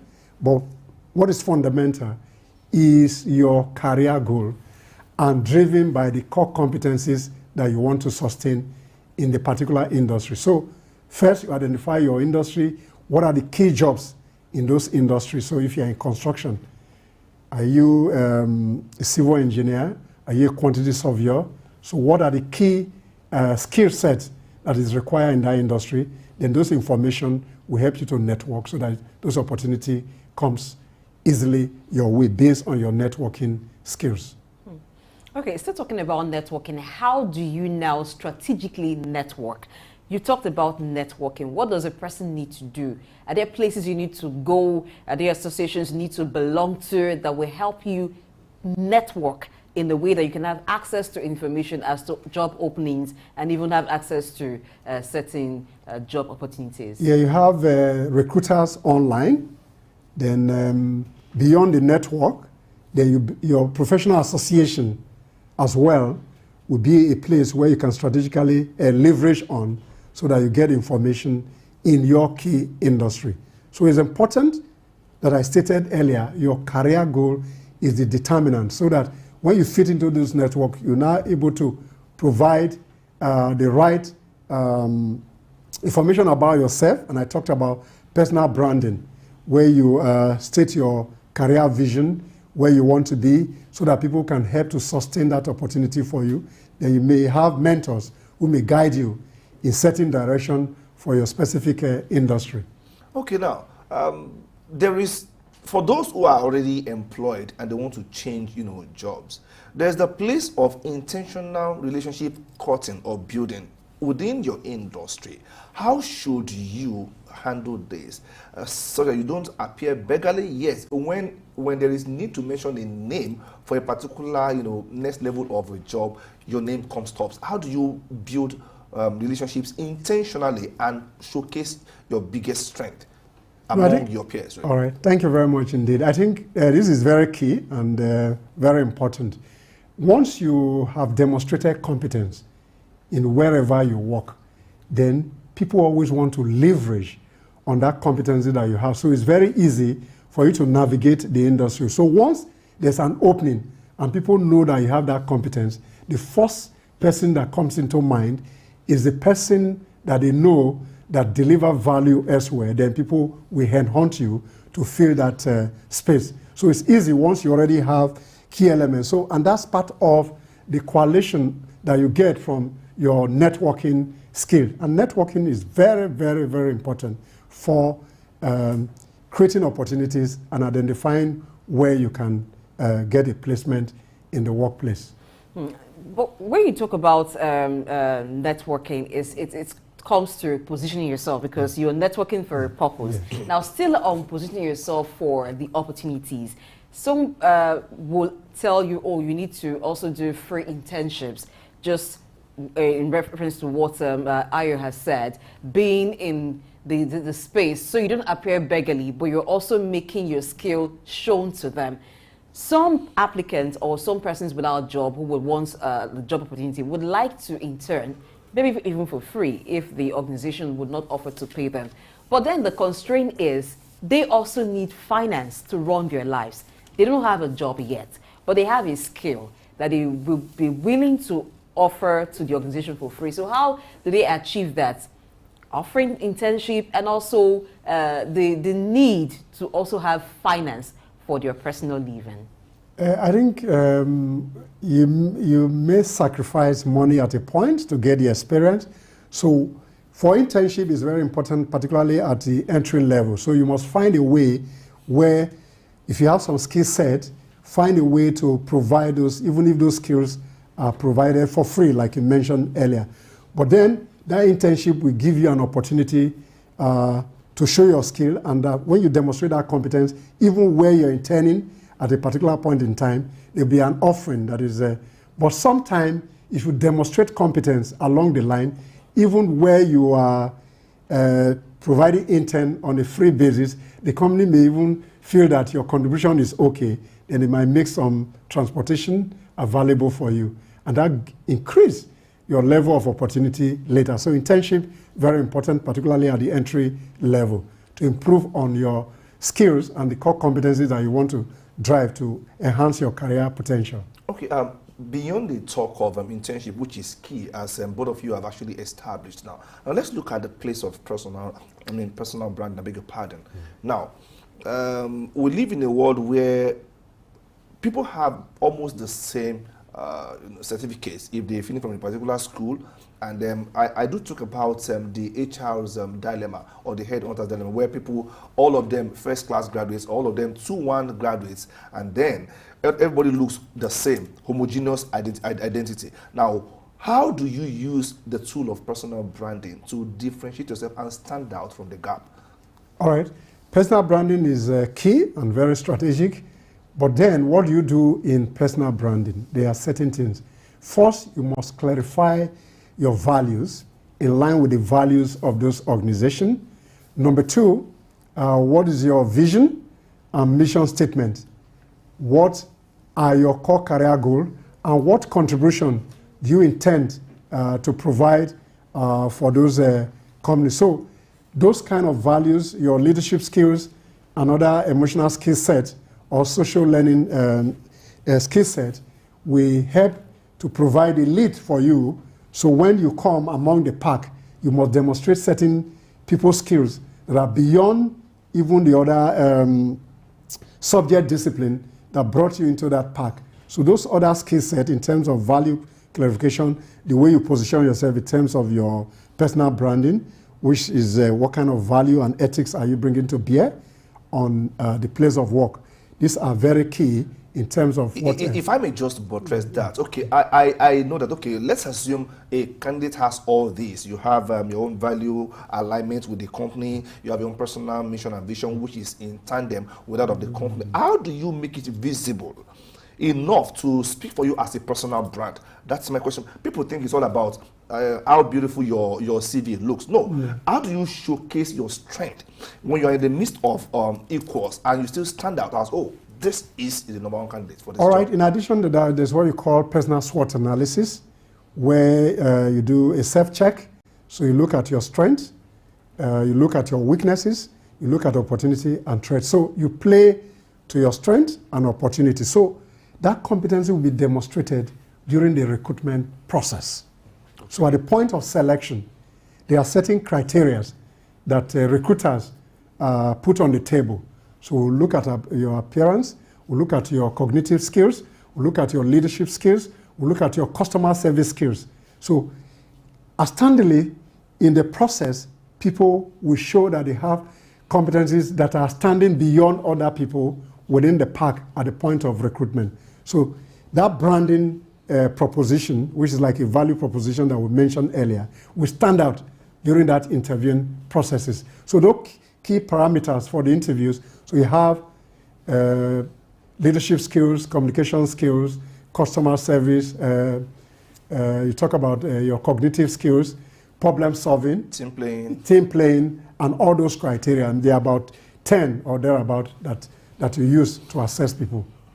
Now, a while ago, we talked about the transparency in the recruitment process. Now, there may be opening in some organizations, but it doesn't come as public information available to the public. It takes only a few persons within the organizations to know, oh, there's an opening, and so maybe they reach out to people that they know. So for persons who are not within the network of these people with the information, what can a job seeker do to always stay in the know, particularly for organizations or for sectors where the information may not just be in the public space for you to know there is opportunity? And that's how we talked about networking earlier. So you have all kinds of network that you need to subscribe to aid you in terms of the way you navigate for your job search. Then, but what is key in this regard, there are some that are internal vacancies. We need to make a clarification. But then, once is an opening and is an external opening, if you don't even do adverts, people within the organization or HRO department are asked to reach out. And it's through networking that this information can be open. Sometimes they come through recruiting firm. You have online recruiting. So you need to register with some of these online recruiting firms so that you stay informed about what happened. Then your professional association have a link. Then go to LinkedIn, another social network, so that you're able to have adequate information that will help you on your career journey. All right. Before the present age that we are, people talk about they lay so much emphasis on certificates. Okay, but then one person mentioned certificate fails. That is, if certificate fails, what happens? So if you find yourself as a job seeker or as an applicant today, what should be your focus? Certificate or cert if it fails? Anyway, that question is neither here nor there. But then your certificate is a minimum threshold. But sometime in recent time, people come with all kinds of CV into the work environment. And as somebody who's into recruitment, sometimes what you see on paper does not match what people claim to have. Sometimes people don't have much on paper, but they have some competencies. So it depends on who is recruiting, what are the standards, what are the minimum recruitment requirements for a particular organization. Certificate is important on one hand. On the other hand, you need to prove the competencies that you claim that you have. So you need some level of certification, on-hand experience on the job, and some other things that don't show in the CV. But recruiter has a way of getting those core criteria based on whatever recruitment standards that have been put in place across various organizations. So talking about certificates, you know, in the world we live in now, particularly in this part of the world, certificates is still one of the things to be considered. And so some persons have gone ahead to upgrade their certificates from having a bachelor's degree to having a master's degree. Some even have a PhD. And so when you're searching for jobs, you're looking for jobs that will accommodate the highest certificates that they have. But sometimes the openings are for the lower cadres.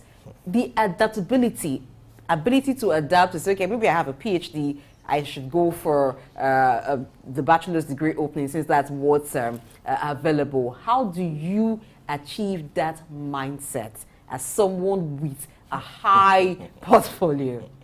How do you scale down? No, I think... Because maybe the job is scarce, yeah, and that's the one available. Thank you very much indeed. I think here, when you talk about people having a PhD, looking for entry job, maybe they are just taking, if they are into the academia, they can go in as an entry-level lecturer. But I doubt that somebody with a PhD will be looking for an entry-level job. That's on the one hand. But what is the key is that once you have the requisite knowledge based on the job design and the job description, then you fit into that job appropriately. Sometimes you may be overqualified for a particular job, and that opening may not even exist, even if you want to find a way to get into those environments. Sometimes people don't even get those jobs, not because they don't have certificate. Beyond the certificate, you have other two elements. We talked about attitude and we talked about the skill set. So that knowledge is the minimum threshold that you need to enter the workplace environment. So sometimes when you talk about ability to adapt, not really based on your qualification, in my view.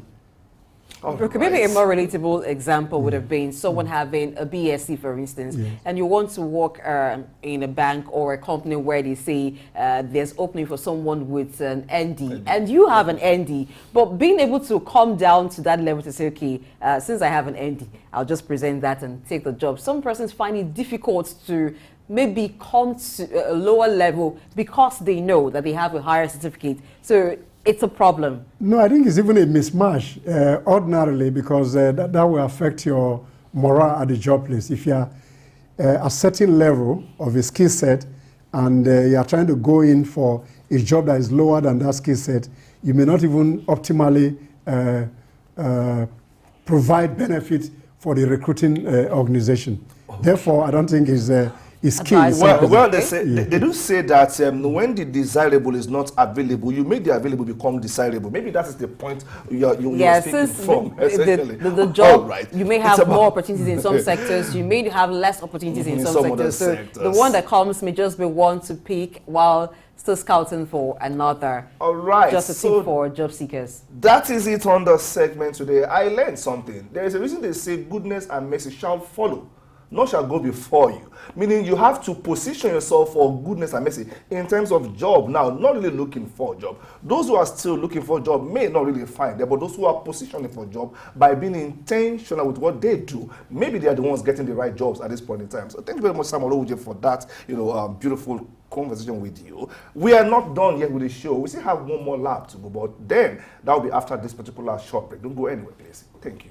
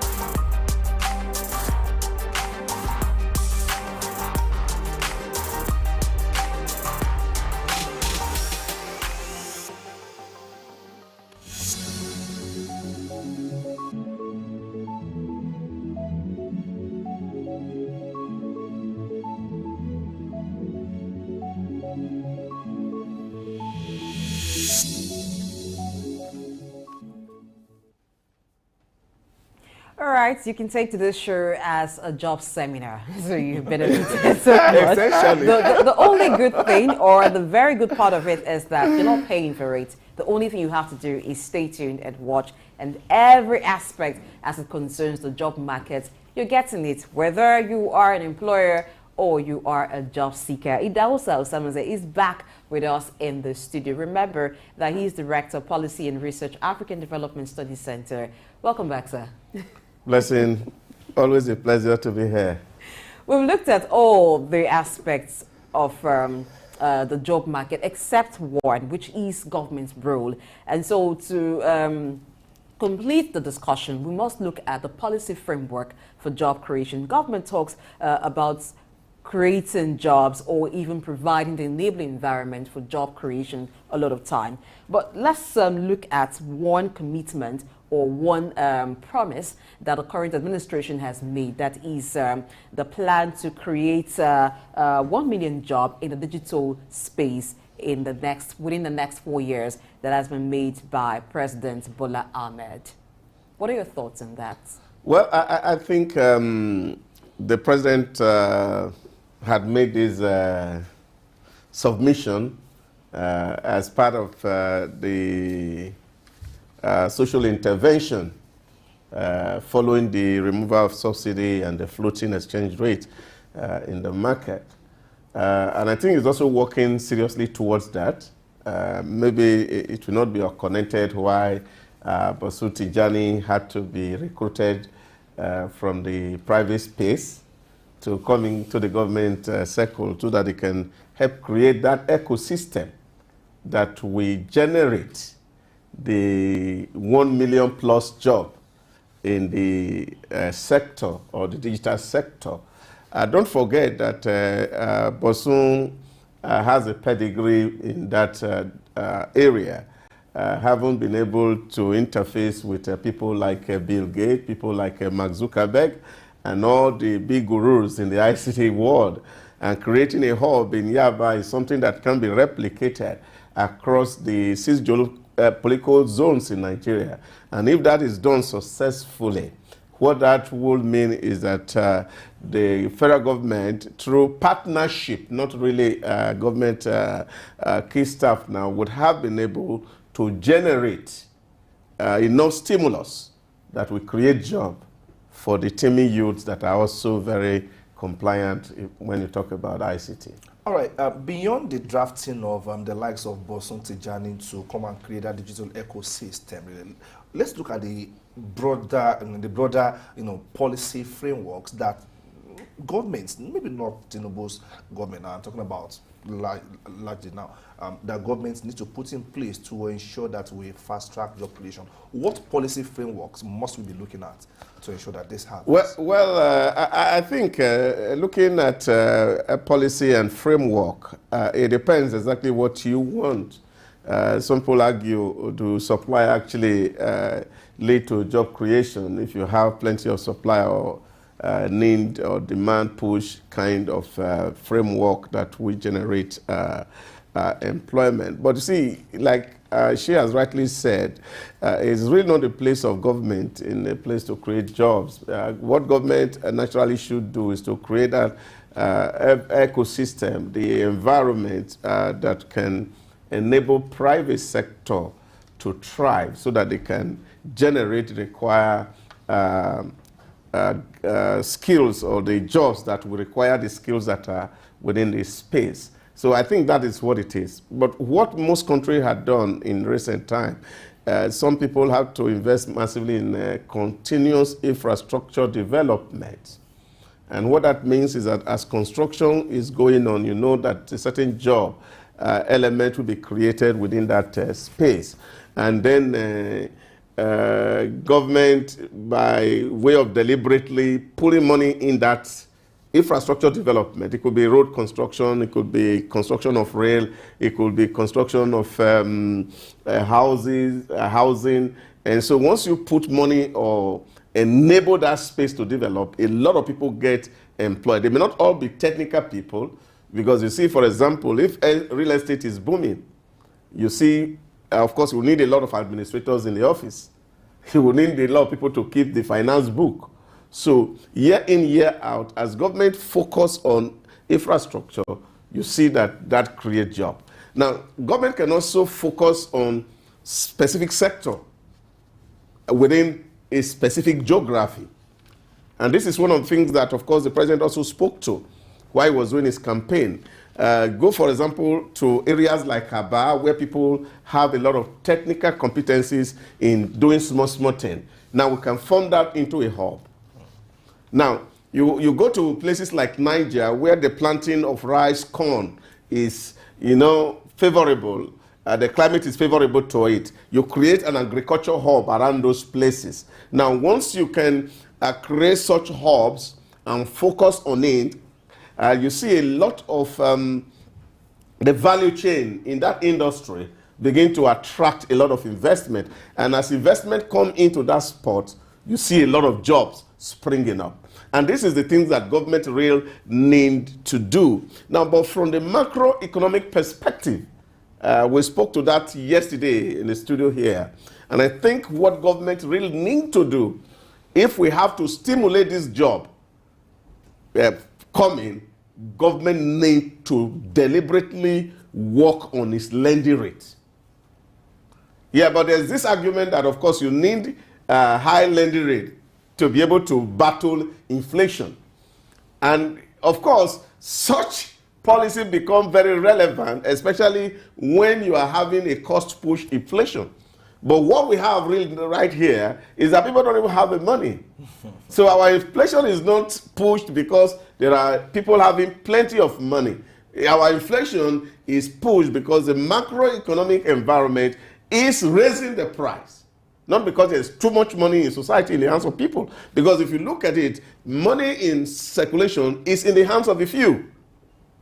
And so you cannot begin to use your macroeconomic indices like high interest rate or exchange rate to monitor or control inflation. But this is actually what is strangulating most of the firms, and they are not able to maximize profit. Now, government also need to look at its tax policy. Thank God that, of course, this regime is also doing that, because there's a whole lot of multiple taxes.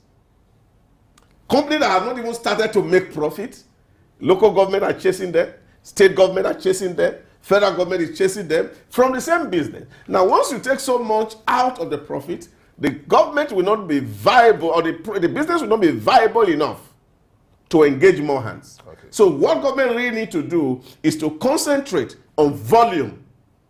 In other words, allow a space for a lot of business to prosper. As businesses are prospering, they will be expanding their networks. As they expand, of course, jobs, of course, will be created.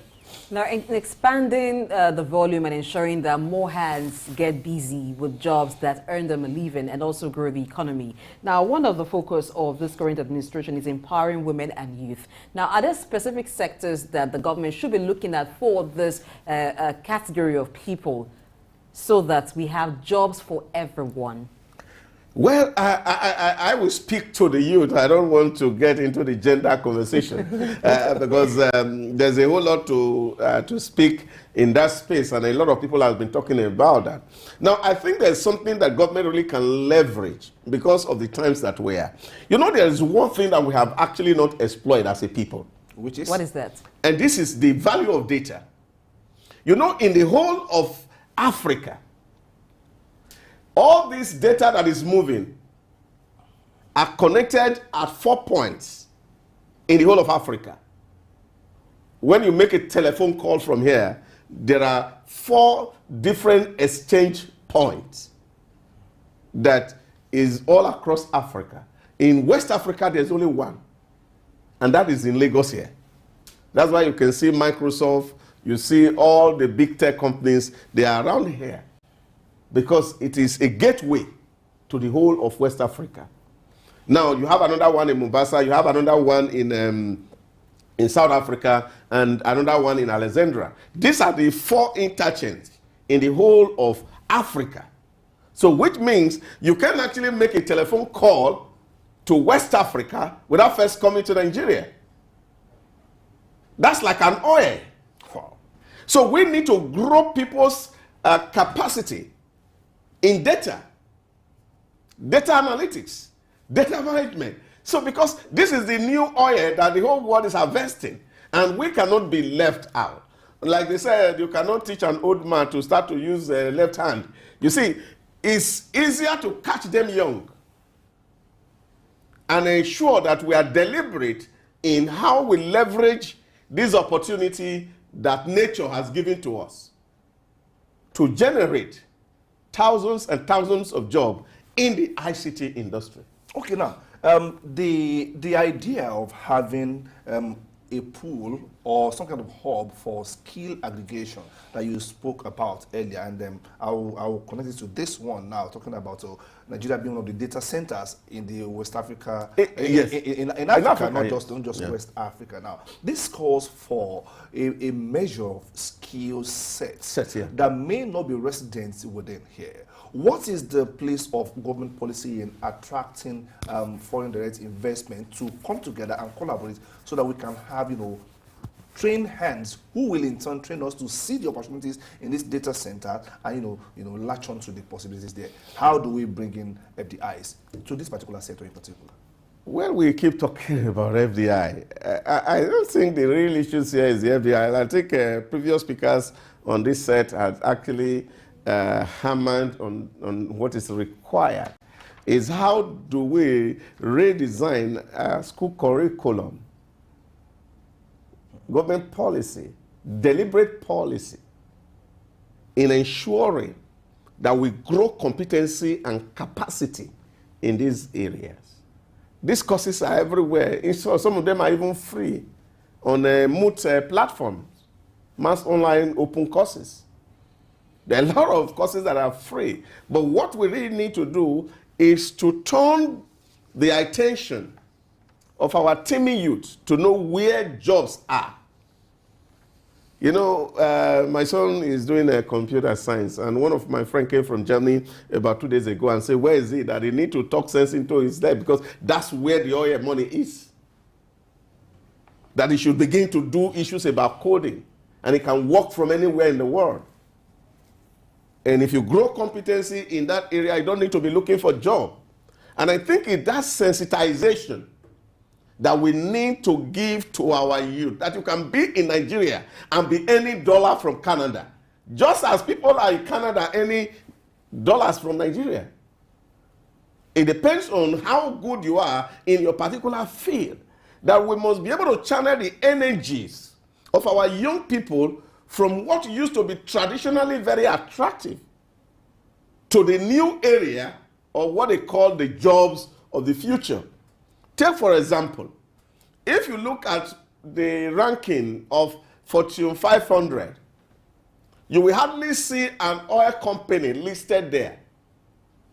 10, 20 years ago, you will see 10 oil companies in the first 10 companies listed globally. But today they are no longer there. The companies that are ranking first, second, third, they are all companies without shops. So this is where the value really lies now. And what we need to do is not really about talking about somebody to come up, because some of these things don't really require serious investment. It just requires innovation, creativity.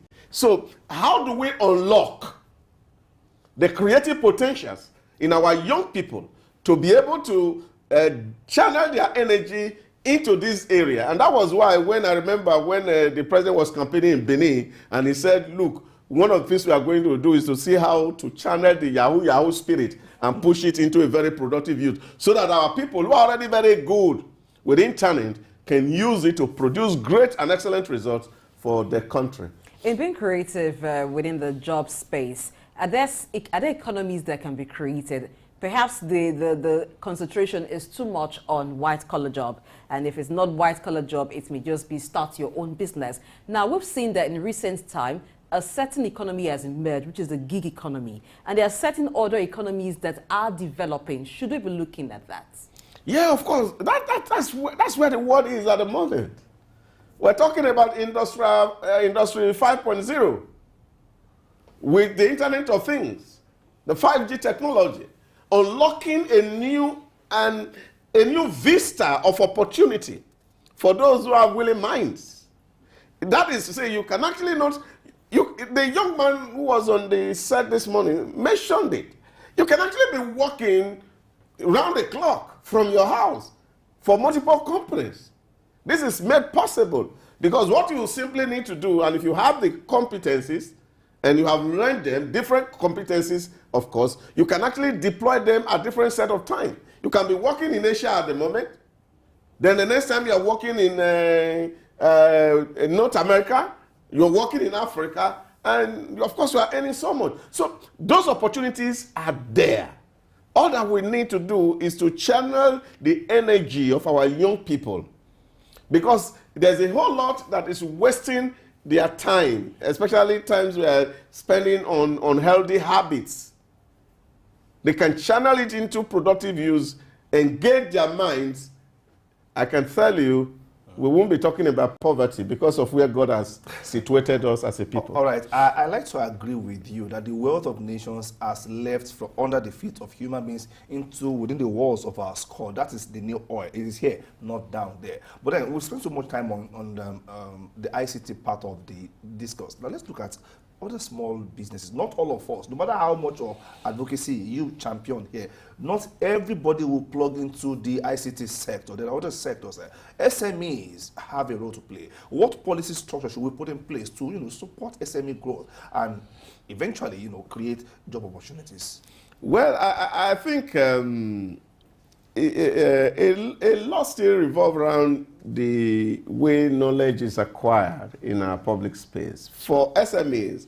And I think there's a whole lot of people doing a lot in that regard, helping a lot of young starters to come up, especially with people who have creative mind, who want to become entrepreneurs. You have Tony Elumelu Foundation and the rest of it that are actually already on the ground helping in this sector.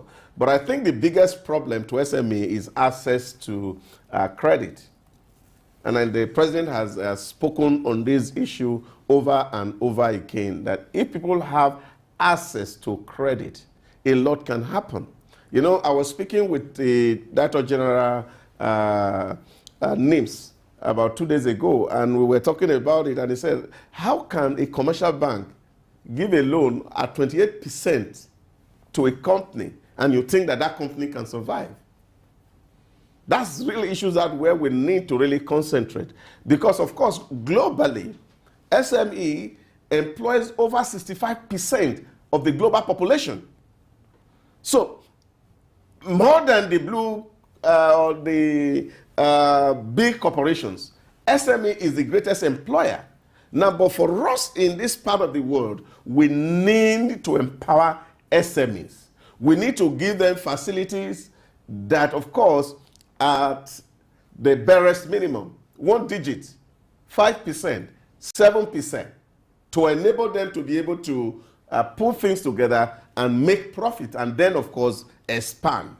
Now, but this is what is missing, because the lending rate is horrible, and many SMEs are not able to cope with that policy. Now, of course, government can also help them by also providing some tax incentives for them, so that, of course, the more money they make, the more people will want to venture into small businesses. But I think these are real issues that are at stake. But I'm also happy that, of course, the president also identified not just SMEs, he also talked about nano industries.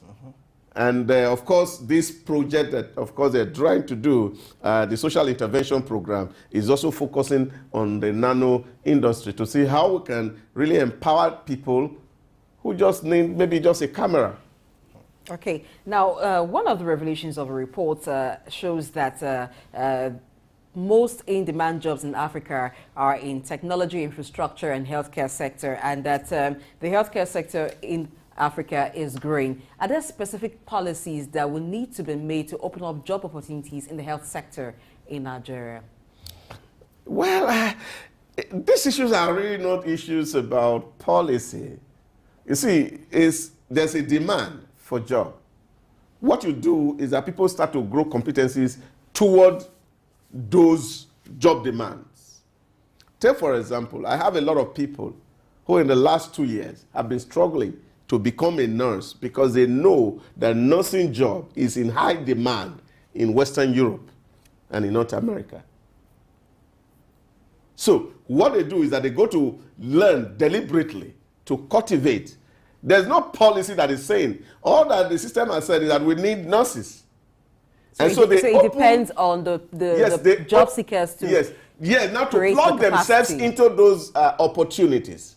You see, take for example, all the health sector we need to tell us, we need 20,000 medical lab scientists to fit into the new infrastructure that we have built. Then, of course, all our universities put together, they will start to see how to struggle to recruit students to major in this area where there are gaps, so that, of course, you can fill those skills gap. But I think, generally, what we require, because we speak about policy, and I think, like I said to everybody, Nigeria is already over-regulated environment.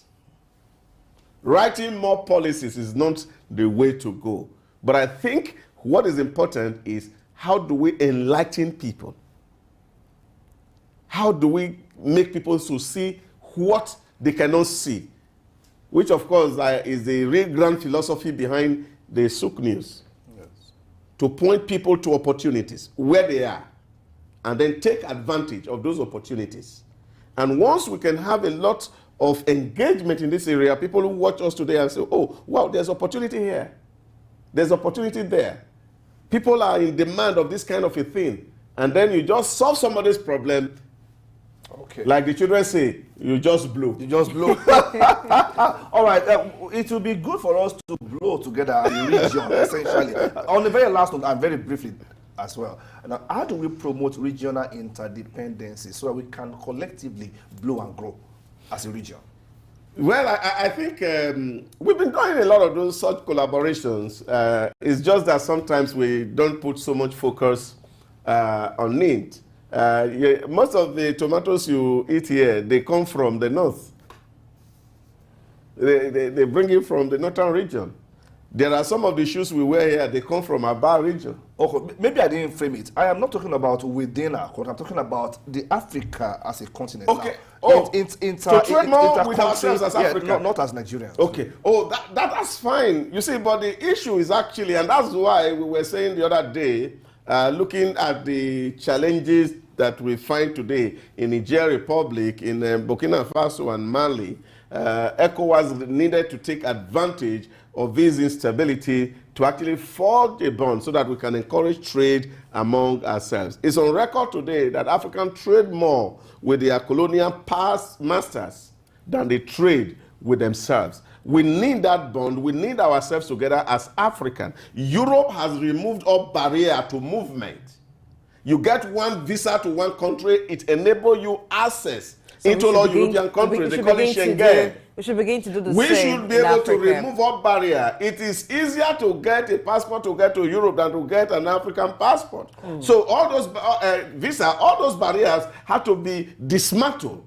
Okay. That together we were better. Let's break the barrier for growth. Thank you very much, Idausa Osama, as a Director, Research and Policy, African Development Studies Center, for being with us on the show today. And so this is where we'll wrap it up. But I think you must begin to plan ahead. Start early. If you've watched the show today and perhaps you're still in secondary school, good time for you to begin to plan. I know in schools we used to have guidance counselor who tell you courses to study. So now you know the areas where job opportunities are bound. You know what to study so you can position yourself rightly for a job later in future. I am Blessing Aichi, and I've been on the show today with Ayo. If you do agree with Blessing that today's show is much more like a job seminar, this is where the seminar ends, and you can focus on implementing those takeouts from today's seminar. That's the show today. My name is Ayo Jimmy. We'll see you tomorrow by God's grace. Thank you.